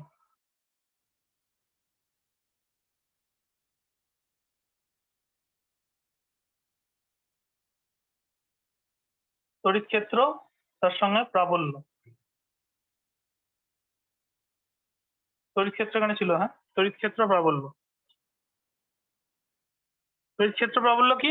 কিছুই না, Q2 কে যদি আমি 1 করে দিই, Q1 টা তো ছিলই, Q1 টা যদি Q2 না থাকে তাহলে Q1 টাকে আর Q1 লেখার কোনো মানে হয় না। আমি বলছি এখানে Q চার্জ আছে, Q একটা চার্জ আছে, আর ওখান থেকে আমি একটা ইউনিট পজিটিভ চার্জকে নিয়ে এসেছি, একক ধনাত্মক আধান, একক ধনাত্মক আধান, মানে Q2 র ভ্যালুটাকে আমি 1 কুলম করে দিয়েছি, পজিটিভ 1 কুলম। তার মানে সেটা একক ধনাত্মক আধান হয়ে যাবে, একক ধনাত্মক আধান। এটা আমরা বারবার করব, কোনো জিনিসের ইলেকট্রিক ফিল্ড ইন্টেন্সিটি বা এটাকে আমরা ই দিয়ে রিপ্রেজেন্ট করব, ক্যাপিটাল ই। এটাই বার করা আমাদের কাজ পুরো চ্যাপ্টার জুড়ে, খালি ই কে খুঁজে বার করবো, এটাই আমাদের কাজ। বুঝতে পেরেছো? ই কে বার করতে গেলে কি করতে হবে, Q1 টাকে আমি বললাম যে যেহেতু Q1 Q2 আর নেই, Q2 টাকে আমি 1 করে দিয়েছি, তাই জন্য Q1 টার নাম আর Q1 বলছি না, বলছি Q। তাহলে Q একটা আধান আছে, আর একটা আছে একক ধনাত্মক আধান, মানে +1 কুলম, +1 কুলম একটা আধান আছে। এই +1 কুলম আধানের উপরে এখন এ কতটা ফোর্স দিচ্ছে সেটা বার করলে যা হবে সেটাই হচ্ছে ইলেকট্রিক ফিল্ড ইন্টেন্সিটি, মানে এর উপরে কতটা ফোর্স দিচ্ছে, কতটা ফোর্স দেবে। এখন K ইন্টু কুলম্বস ল অনুযায়ী Q ইন্টু 1/r², এদের মধ্যে দূরত্ব যদি r হয়, তাই তো? হ্যাঁ হ্যাঁ কুলম্বস ল এটা বলছে তো। তাহলে এই ফোর্সটা এখন আর ফোর্স নেই, এর নাম এখন হয়ে গেছে ই, এটাই বলতে চাইছে। যদি Q2 টা 1 হয়ে যায়, Q2 নিজের বুকে যদি 1 লিখে চলে আসে, তাহলে Q1 ওকে যতগুলো লাথি মারবে সেটাই হচ্ছে ওর ফোর্স, এটাই বোঝাচ্ছে। Q2 1 হয়ে গেছে, তো আমাকে যেখানে যেখানে ইলেকট্রিক ফিল্ড বার করতে বলবে সেখানে সেখানে একক ধনাত্মক আধানকে নিয়ে আসতে হবে, এটাকে বলে টেস্ট চার্জ।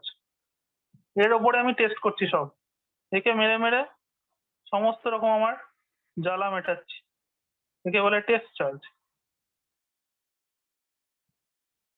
ঠিক আছে, টেস্ট চার্জ, এটাকে আমরা Q0 ও বলি, Q0 আধান। এবার Q0 এর ভ্যালুটা 1,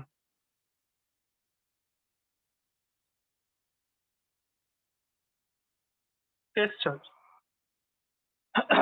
তাহলে যদি Q0 থাকতো তাহলে কি হতো, এটা F equals two K into Q into Q0/r², এটা হতো, তাই তো? এবার এইটুকু পার্ট কি, এইটুকু পার্ট, এই যে এই পার্টটা আমরা বলে নিই যে এই পার্টটা তো উপরে লেখা আছে, এটা বলেছি কি, এটার নাম ই। তাহলে F equals to Q0 into E. তাহলে F আর Q এর মধ্যে, এই F আর ই এর মধ্যে একটা সম্পর্ক পেলাম। F আর ই একই জিনিস, কিছুই না। F টা মানে ফোর্স, দুজনের মধ্যে যে মারপিটের যে ফোর্স, আর ই ইলেকট্রিক ফিল্ড, এটাও ফোর্সই বোঝায়, খালি এ একজনের ওপর ছাড়া মারবে না, এ একজনকেই মারবে। সবাইকে যদি মিলে মারো তাহলে তার নাম হবে F, যদি একজনকে বেছে মারো শুধু এক এক করে তাহলে তার নাম হবে ই। ই হচ্ছে খুব স্পেসিফিক, ও একজনের বেশি কারোর সঙ্গে ট্যাকেল করে না, ও একে একে খেলে। বুঝতে পেরেছো? এই দেখো, এই একজনে যতটা ফোর্স দেয়, ই মানে হচ্ছে একজনে যতটা ফোর্স দেয়, ইন্টু কিউ মানে, এবার তুমি একজনে যতটা ফোর্স দেয়, এবার তুমি 10 জনকে নিয়ে আসো, তাহলে যে ফোর্সটা দেবে সেটা টোটাল ফোর্স, এই যে টোটাল ফোর্স এফ। একজনের ফোর্স ই ইন্টু যতজন আছে, যতটা চার্জ আছে, তাহলে করে দিলে আমরা টোটাল ফোর্সটা পেয়ে যাবো এফ। এটা দিয়েও আমরা বুঝতে পারি, মানে এটাও মেক সেন্স করে, আমরা এইভাবে ভাবতে পারি। তাহলে ইলেকট্রিক ফিল্ডের সংজ্ঞা কি হলো, ইলেকট্রিক ফিল্ড হচ্ছে, আমরা পেলাম যে K into Q/r², electric field intensity মানে এটা। কে বুঝতে পারোনি বলো, কারোর কি কিছু বোঝার প্রবলেম হলে বলো।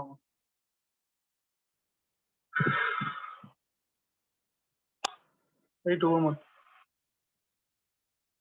ফোর্স হচ্ছে যে কোনো দুটো গ্রুপ অফ চার্জের মধ্যে কতটা কুলম ফোর্স দিচ্ছে, সেটা আমরা কুলম্বস ল থেকে বের করেছিলাম, সেই কুলম্বস লকে কাজে লাগিয়ে আমরা একজনকে যদি আমি 1 করে দিই তাহলে কতটা ফোর্স দিচ্ছে সেটাই হচ্ছে ইলেকট্রিক ফিল্ড ইন্টেন্সিটি বা তড়িৎ ক্ষেত্র প্রাবল্য।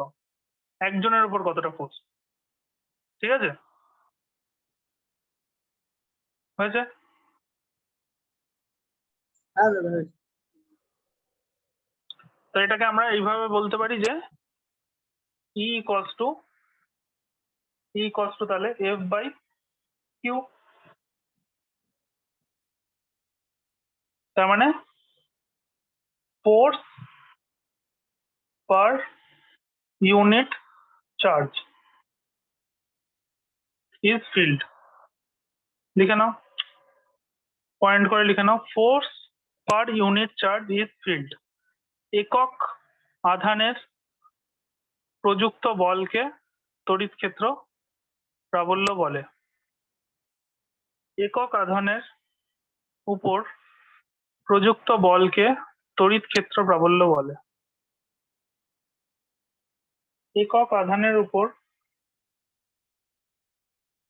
প্রযুক্ত বলকে, একক ধনাত্মক আধানের উপর লিখে নাও, একক ধনাত্মক আধানের উপর প্রযুক্ত বলকে তড়িৎ ক্ষেত্র প্রাবল্য বলে। তার মানে এটা একটা বলই, এটা একটা ফোর্স, কিন্তু সেটা কার উপর ও দিচ্ছে? একক আধানের উপর। একক আধানের উপর কতটা ফোর্স সেটা, এটা হচ্ছে টোটাল ফোর্স, আর এটা হচ্ছে একজনের উপর কত ফোর্স দিচ্ছে, ই। লিখেছো? ইংলিশে লিখেছো? Force per unit charge is called electric field intensity.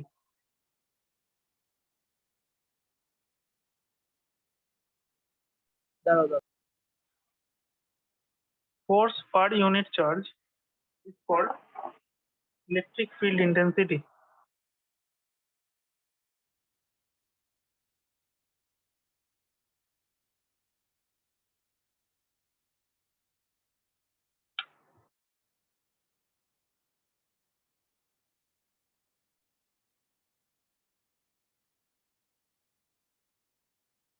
হয়েছে। ঠিক আছে? হ্যাঁ হয়েছে হয়েছে। তাহলে ইলেকট্রিক ফিল্ড ইন্টেন্সিটি নতুন একটা জিনিস পেলাম, তাহলে তার একক টেকক জেনে নি। এর একক কি হবে? ইউনিট অফ ই। বলো দেখি, কে বলতে পারে এর ইউনিট কি হবে? বলো। এটা কি newton force? Metre inverse coulomb inverse newton metre inverse coulomb inverse coulomb inverse কেন? Newton into coulomb inverse. ও নিউটন নিচে তো কুলম, নিচে তো কুলম, তার মানে এটা হবে নিউটন ইনটু কুলম ইনভার্স বা হুম। নিউটন পার কুলম, বা এটাকে আমরা এরকম লিখতে পারি নিউটন পার কুলম। ঠিক আছে? এর আরেকটা একক হয়, সেটা আমরা পরে জানবো, ঠিক আছে? যখন জানবো তখন বলবো, ছাড়ো। তো আপাতত আমরা জানি যে ইলেকট্রিক ফিল্ডের তাহলে একক হলো কি? Newton per coulomb. মাথার মধ্যে গেঁথে না, ঠিক আছে? Newton per coulomb. তাহলে সিজিএস এ কি হবে? এটা এসআই তে হলো, তাই না? সিজিএস এ অতটা লাগবে না, তাও ডাইন পার ইএসসি বা স্ট্যাট কুলম, তাই তো? নিউটনটা ডাইন হয় তো? হ্যাঁ হ্যাঁ হ্যাঁ। তাহলে এর মাত্রা বের করে ফেলো। নতুন জিনিস যখন পেলাম, এর মাত্রাটাও বের করে ফেলা দরকার। তাহলে নিউটনের মাত্রা কি? ডাইমেনশন। ডাইমেনশন অফ ই হচ্ছে ডাইমেনশন অফ এফ। এফ এর মাত্রা mlt -2, তাই তো? আর কিউ এর মাত্রা কি বলো দেখি?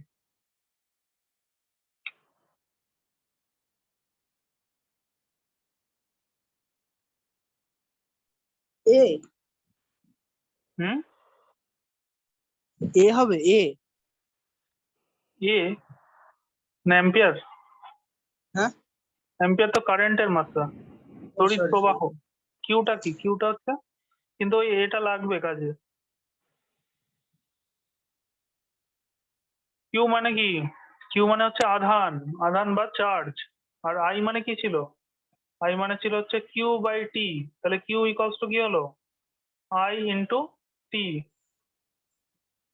আই মানে অ্যাম্পিয়ার, এও লিখতে পারি আইও লিখতে পারি মাত্রা হিসেবে।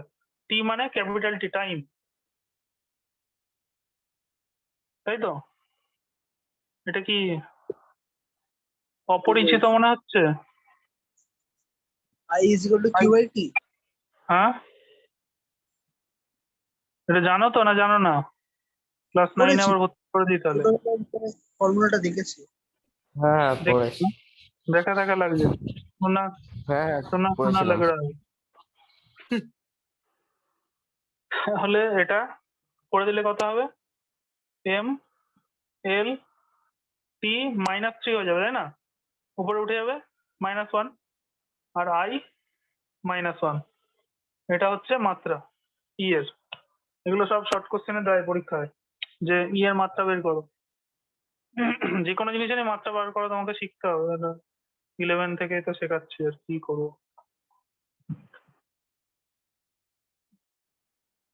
হয়েছে? আর এখানে একটা জিনিস লিখে নাও, নিউটন আর কুলমের মধ্যে একটা সম্পর্ক, রিলেশন আছে। মানে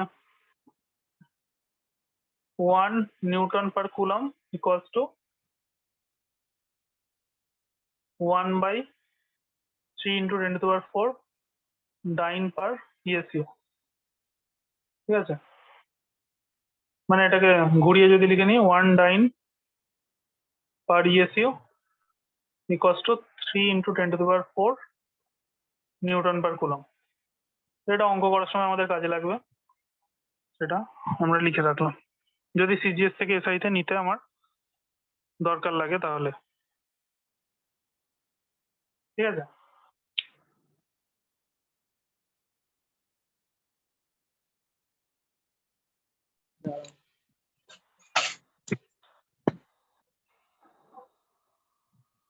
হলো? তাহলে আমরা ইলেকট্রিক ফিল্ডের ফর্মুলা কি দেখলাম? ইলেকট্রিক ফিল্ডের ফর্মুলা হচ্ছে, ইলেকট্রিক ফিল্ডের ক্ষেত্রে দুটো চার্জ থাকে না, একটাই থাকে, তাই জন্য Q/r²। তো এটাকে যদি ভেক্টর ফর্মে লিখি তাহলে কি হবে? ভেক্টর ফর্মে হচ্ছে ইলেকট্রিক ফিল্ড একটা ভেক্টর কোয়ান্টিটি, যেমন ফোর্স একটা ভেক্টর কোয়ান্টিটি, ইলেকট্রিক ফিল্ডও ফোর্সেরই একটা পার্ট, একজনের উপর যে ফোর্স দিচ্ছে। তাহলে এটা একটা ভেক্টর, ভেক্টরের যদি লিখি তাহলে এটা হবে Q/r² ইন্টু, এটা তো মান, এটা তো হচ্ছে ইলেকট্রিক ফিল্ডের ভ্যালু, মডিউলাস, ভ্যালুটা, তাই না? তো মানে এটাকে আমি এইভাবেও লিখতে পারি। এটা এটা কিছু লেখা না লেখা মানে একই জিনিস, মানে এইটার মড দেওয়া মানেই হচ্ছে এর মানটাকে লেখা, যেটা কিনা কে ইন্টু এটা, এর সঙ্গে দিকটাকে অ্যাড করতে হবে। ভেক্টর যেই দিয়েছি এটা হচ্ছে তার মান, এর সঙ্গে দিকটা যাবে, দিক হচ্ছে আর ভেক্টরের দিক। মানে এইটা যদি একটা চার্জ হয়, কিউ চার্জ, তাহলে এই পয়েন্টে আমি বের করতে বলছি। আমি বলছি পি পয়েন্টে কতটা ফোর্স দিতে পারে। পি পয়েন্টে যদি এসে একটা লোক দাঁড়ায়, তাহলে ও কতগুলো ঘুজিলাতি মারবে। তাহলে পি পয়েন্টে আমি একটা ইউনিট পজিটিভ চার্জকে আনলাম, 1 কুলমকে এনে আমি এখানে টেস্ট করছি, এখান থেকে এই দূরত্বটা যদি আর হয়, তাহলে এই এখান থেকে আর এর দিকে ও কতটা ফোর্স দেবে, এটাই তো আমি বোঝার চেষ্টা করছি। তাহলে এই দিকে যে ডিরেকশনটা সেটা হচ্ছে আর ক্যাপ, এই আর ক্যাপ। তাহলে এটাকে আরেকটু মডিফাই করে লিখলে এটা হয়ে যাবে, নিচে এটাকে আর কিউব করে দিলাম, উপরে আর ইন্টু আর ক্যাপ করে দিলাম। এই আর ইন্টু আর ক্যাপ মানেই হচ্ছে আর ভেক্টর, এই জন্য এটা আমার ভেক্টরটা খুব জরুরি এখানে জানাটা। যার যার ভেক্টর উইক 5 বার 10 বার 15 বার আমার ভিডিওটা দেখে নেবে আগের ভেক্টরের। এটা হচ্ছে আর এর মান, উপরে নিচে আর দিয়ে গুণ করলাম, এখানে আর কিউ হয়ে গেল, উপরে আর ইন্টু আর ভেক্টর, তাহলে আর এর মান ইন্টু আর ক্যাপ মিলে আর ভেক্টর হয়ে গেল। তাহলে এটা হচ্ছে তড়িৎ ক্ষেত্রের ভেক্টর রূপ। পরীক্ষার সময় দেয় যে তড়িৎ ক্ষেত্রের ভেক্টর রূপটি লেখো, vector representation of electric field, this is the vector representation of electric field. ঠিক আছে? ঠিক আছে। মুছে দিই, এবার কিছু অঙ্ক করি। এবার এই ফর্মুলাটার উপরে আমরা কিছু অঙ্ক করব, দেখা যাক কি অঙ্ক।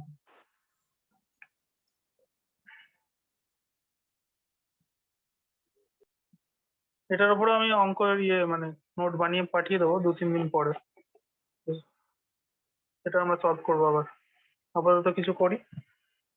যেমন ধরো বলেছে যেমন একটা চতুর্ভুজ আছে, মানে আয়তক্ষেত্র, এই বর্গক্ষেত্র আছে, যেমন একটা বর্গক্ষেত্র আছে, এর প্রতিটা পয়েন্টে আমাকে চার্জ বসানো হয়েছে, প্রতিটা পয়েন্টে ধরো চার্জ বসানো হয়েছে, প্রতিটা পয়েন্টে, এই পয়েন্টে 20 ESU, প্রতিটা পয়েন্টে সেম চার্জ বসানো আছে, 20 ESU, 20 ESU, 20 ESU, এরকম চারটে পয়েন্টে চারটে চার্জ বসানো আছে। এবার জিজ্ঞেস করেছে এদের সেন্টারে, সেন্টারে সেন্টার ধরো ও, এখানে কতটা ইলেকট্রিক ফিল্ড তৈরি হবে, সেন্টারে ফিল্ড কত, এটা ধরো ও, তাহলে ই ইলেকট্রিক ফিল্ড অ্যাট ও, ও পয়েন্টে কত, এটা হচ্ছে আমার প্রশ্ন। একটা বর্গক্ষেত্রে চারটে বিন্দুতে চারটে আধান বসানো আছে, তাহলে সেন্টারে এই চারজন মিলে কত লাথি ঘুষি মারবে। কেউ এসে যদি এখানে যদি এসে দাঁড়ায় সেন্টারে, শ্যামাশিস যদি এসে সেন্টারে দাঁড়িয়ে পড়ে, তাহলে সেন্টারকে কতগুলো মার খাবে শ্যামাশিস সবাই চারজনের কাছে, সেটা আমরা ক্যালকুলেট করব। নেট নেট কত মার খাবে, টোটাল কত মার খাবে,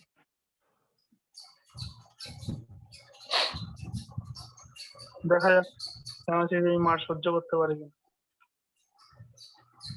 আমায় মারতেই পারবে না। তাহলে এইটা, এই পয়েন্টটা এর উপরে কি ফোর্স দিচ্ছে, এইভাবে ফোর্স দেবে, তাই তো? আমরা কি বলেছি, প্রথমেই বলেছি যে পয়েন্টে আমরা দেখবো সেই পয়েন্টে কাকে ডেকে নিয়ে আসবো, একটা ইউনিট পজিটিভ চার্জকে, তাই না? তো একটা +1 কুলম চার্জকে এখানে এসে বসিয়ে দিলাম, তাহলে এই পয়েন্টে যে ফোর্সটা দেবে ঠেলবে তো, এটা পজিটিভ তো, এটা তো কিছু নেই মানে পজিটিভ আছে, পজিটিভ পজিটিভকে কি করবে, ঠেলবে ওইদিকে, তাই তো? হ্যালো, হ্যাঁ দাদা, বুঝতে পারছো তো? আর এই হ্যাঁ দাদা বলো। এও এও ঠিক উল্টো দিকেই তো আছে, এও পজিটিভ পজিটিভকে এও ঠেলবে।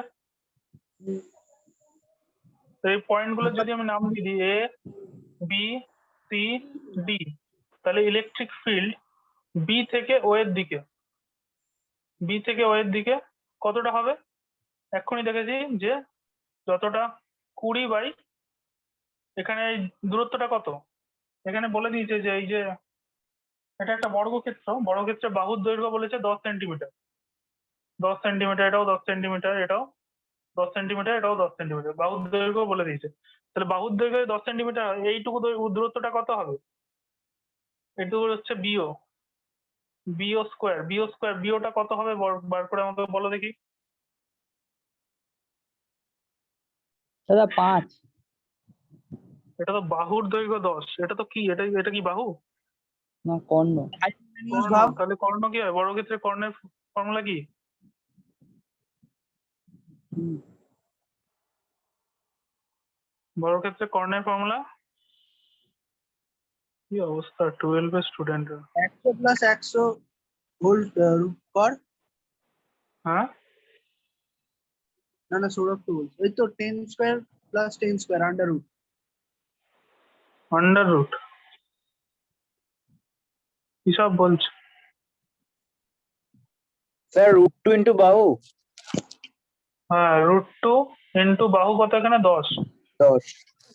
এটা হচ্ছে পুরোটা, পুরোটা পুরো কর্ণটা, তাহলে বিওটা কত হবে, তার √2 অর্ধেক, ইন্টু 5।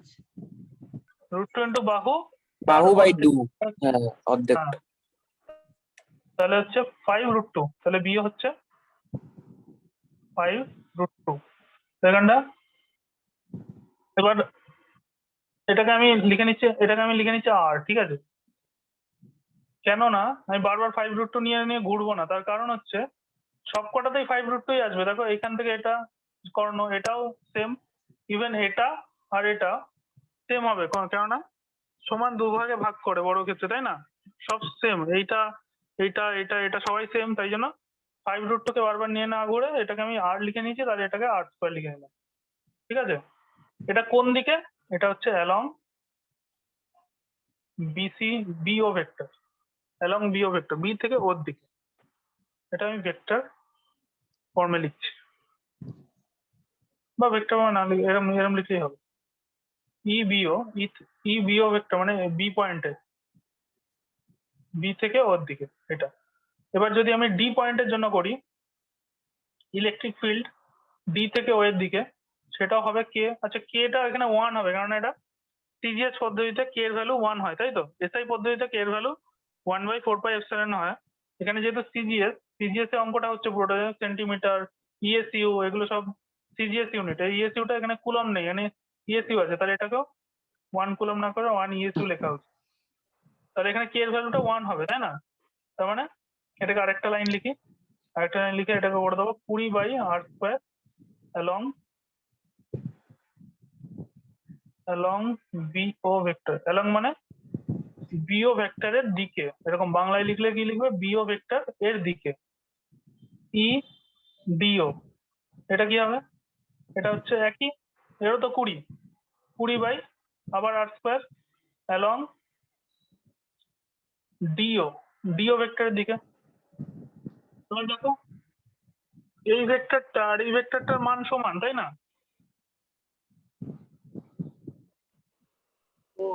সমান তো, এবং তারা কি বিপরীত দিকে, একটা বি থেকে ওর দিকে, একটা ডি থেকে ওর দিকে, একজনের অপোজিট দিকে। তাহলে কি করবে, একজন একজনকে ক্যান্সেল আউট করে দেবে, সেটা 0 হয়ে যাবে। 0 হয়ে যাবে। তাহলে এ ওকে ক্যান্সেল করছে, আবার এখানেও একই আছে, সিমিলার। তাহলে এখান থেকে আমরা সিমিলারলি এটাও লিখে নিতে পারি যে ই এও ইকুয়ালস টু ই সিও। এগুলো সবকটার ভ্যালু সেম, এ থেকে ওর দিকে, এর থেকে ওর দিকে। তার মানে ও পয়েন্টে কোনো ফোর্সই কাজ করছে না, তার মানে electric field at O equals to 0, কেননা বাকি সবাইকে ক্যান্সেল আউট করে দিচ্ছে। এখানে যদি আমরা এরকম আরেকটা লাইন লিখতে হতো, সেটা হচ্ছে এই লাইনটার পরে একটা লাইন লিখতে হতো, সেটা হচ্ছে E BO vector equals to minus E DO vector, উল্টো দিকে। তাই ভেক্টরিক্যালি যদি আমরা লিখি, মানগুলো সব সমান, মাথায় ভেক্টর দেওয়া নেই মানে মানগুলো ভ্যালুগুলো সবার সমান, কিন্তু ভেক্টরিক্যালি যদি লিখি তাহলে একজনের অপোজিট দিকে, এটা এর থেকে এদিকে, এটা এর থেকে এইদিকে। যেমন একই রকম হবে, এটা এর থেকে এইদিকে হবে, এটা এর থেকে এইদিকে হবে, তাই না? তাহলে এটা একটা সেট, আর একটা সেট হচ্ছে ই ভেক্টর কিনা EO equals to minus E vector CO. তাহলে একই লাইনের উপর আছে, এ ওকে ক্যান্সেল আউট, সবাইকে ক্যান্সেল আউট করে দিয়ে, তাহলে E equals to E at 0 মানে ও পয়েন্টে নেট ইলেকট্রিক ফিল্ড কত হবে, 0। তাহলে উত্তর লিখতে হবে ও বিন্দুতে মোট তড়িৎ ক্ষেত্র প্রাবল্য 0। তার মানে শ্যামাশিস মারই খাচ্ছে না, শ্যামাশিসকে মারার মতো ক্ষমতা কারণ নেই। দেখেছেন স্যার, বললাম আমি মার খাবো না। সেটা কি লিখবো বাংলায়? বাংলায় লিখবে যে তড়িৎ ক্ষেত্র প্রাবল্য ও বিন্দুতে 0। ও বিন্দুতে তড়িৎ ক্ষেত্র প্রাবল্য 0। Electric field intensity at point O is 0। ঠিক আছে?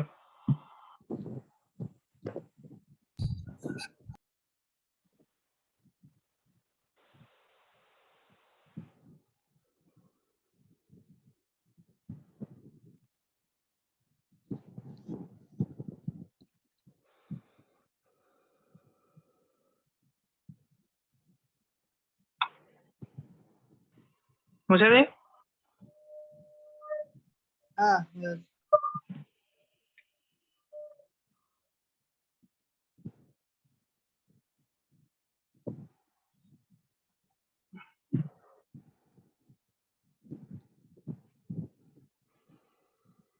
এই অঙ্কটা তোমাকে ফোর্স দিয়েও জিজ্ঞেস করতে পারতো, বলতো যে ও বিন্দুতে কত বল ক্রিয়া করছে বলো, তখন কুলম্বস ল দিয়ে করতাম।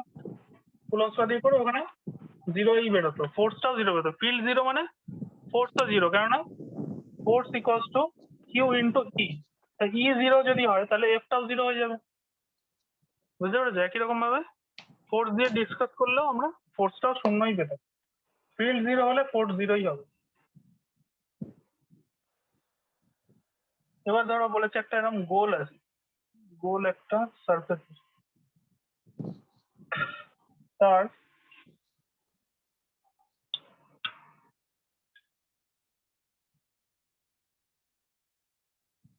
ধরো এটা এ বিন্দু, এ বিন্দুতে বসে আছে +10 ইএসইউ আধান, ঠিক আছে। বি বিন্দুতে বসে আছে আরেকটা +10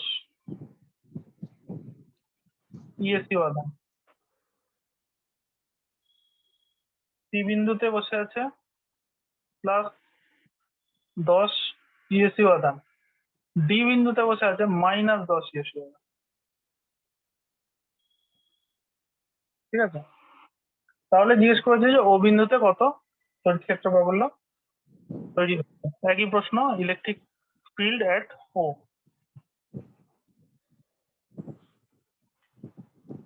সেম টু সেম অঙ্ক, কিন্তু এখানে যদি শ্যামাশিস গিয়ে দাঁড়ায় তাহলে শ্যামাশিস 0 হবে না, তখন মার খাবে। তাহলে আমি যাব না। কেন খাবে দেখো, এই 10টা এখানে আমরা কি করবো, প্রথমেই এখানে একটা ইউনিট পজিটিভ চার্জকে বসিয়ে দেবো। সে একে কি করবে, এই পজিটিভকে ঠেলবে। এই পয়েন্ট থেকে, এটা তো রেডিয়াস, এই পয়েন্ট থেকে এটা এটা স্মল আর, এটাও আর, এটাও আর, এটাও আর, তার মানে এই দূরত্ব সমান। তার মানে এ যতটা ঠেলবে এও ততটা ঠেলবে, কেননা এও 10 এও 10, এও পজিটিভ এও পজিটিভ, এও ঠেলছে এও ঠেলছে, সেকেন্ডটা ক্যান্সেল করে দিল, ঠিক আছে। কিন্তু এর ক্ষেত্রে এ পজিটিভ, এ এদিকে ঠেলছে, কিন্তু এর নেগেটিভ, নেগেটিভ কি হবে, এদিকে টানবে, তাহলে এইটার সঙ্গে এটা জুড়ে যাবে, মাইনাস হবে না তখন। আগে তো এইটার সঙ্গে এটা মাইনাস হয়ে যাচ্ছিল, কারণ এটা যেদিকে এটা উল্টো দিকে মাইনাস হয়ে যাচ্ছিল। এখানে এটা ঠেলছে, এটা এটাকে টানবে, কারণ নেগেটিভ, নেগেটিভ পজিটিভকে কি করবে, টানবে, তাই জন্য এই দুটো ফোর্স জুড়ে যাবে। তাহলে এখানে আমরা ডিরেক্ট লিখতে পারি যে ই অ্যাট এ, মানে এ থেকে ওর দিকে যে ফোর্সটা, সেই ভেক্টরটা মাইনাস ই বি থেকে ও ভেক্টরটার সঙ্গে হবে, তাই জন্য এরা দুজন ক্যান্সেল করে যাবে। কিন্তু এইটা যেটা ভেক্টর ই সি থেকে ওর দিকে যে ভেক্টরটা, সেটা এটার সাথে কন্ট্রিবিউট করবে, মানে এটার সঙ্গে এটা যোগ হয়ে যাবে, এটা যোগ হয়ে যাবে। ই এটা কি, ও থেকে ডি এর দিকে, ও ডি ভেক্টর, এই দুটো যোগ হয়ে গিয়ে আমার ইও পাবো। ইও মানে এই পয়েন্টে যেটা মোট যেটা বার করতে দিয়েছে, সেটা আমরা এইভাবে পাবো, এই দুটো যোগফল। তো এইটা কত, এটার ভ্যালু, এটা তো ডিরেকশন ভেক্টর সমেত বেরোচ্ছে। তো মানগুলো আমরা করি, মানগুলোকে বের করে আগে যোগ করি। মানগুলো কত হবে, ই সি ওর ভ্যালু কত, কিউ মানে 10 বাই আর স্কোয়ার, আর কত এখানে, আচ্ছা এখানে বলে দিয়েছে ব্যাসার্ধ 20 পাই সেন্টিমিটার পরিধি বিশিষ্ট। এই জিনিসটা পরিধি বলে দেওয়া হয়েছে, পরিধি বলেছে 20 পাই, পরিধি মানে সার্কামফারেন্স বলেছে 20 পাই। তাহলে রেডিয়াস কত বলো দেখি ফটাফট, সার্কামফারেন্স 25 বলেছে, 20 পাই বলেছে, তাহলে 2 পাই আর ইজ ইকুয়াল তো 2 pi r is to 25 করলি তো কত হচ্ছে, টু কাটবে 10 তাহলে এটা হবে 10 এর স্কোয়ার, 8 স্কোয়ার হয় তো, হ্যাঁ হ্যাঁ তাহলে 10 এর স্কোয়ার মানে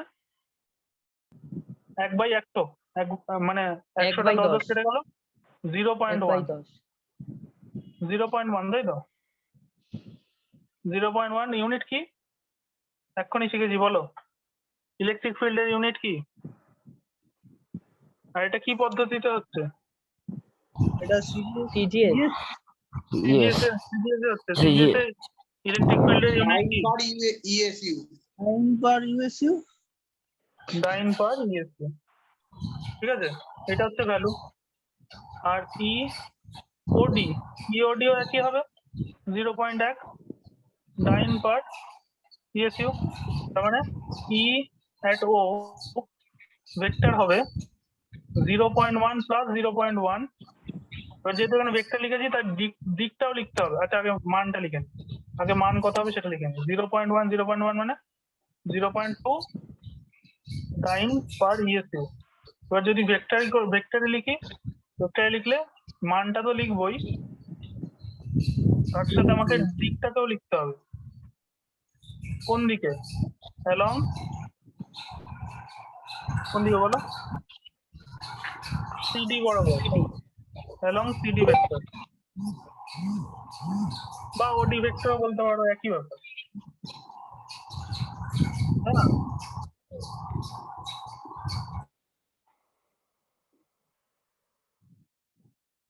ঠিক আছে, হ্যাঁ আজকে এই বন্ধ থাক। পরের দিন আমরা এটার উপরে অনেক অনেক অঙ্ক করবো। এর উপরে অঙ্ক করাটাই হচ্ছে আমাদের কাজ। ইলেকট্রিক ফিল্ড বার করার উপরে আমি অঙ্ক কোশ্চেন বানিয়ে তোমাকে পাঠিয়ে দেবো, সেগুলো তোমরা সলভ করবো পরের দিন। তো সেগুলো ভালো করে প্র্যাকটিস করতে হবে। ঠিক আছে, ঠিক আছে থ্যাংক ইউ। হ্যাঁ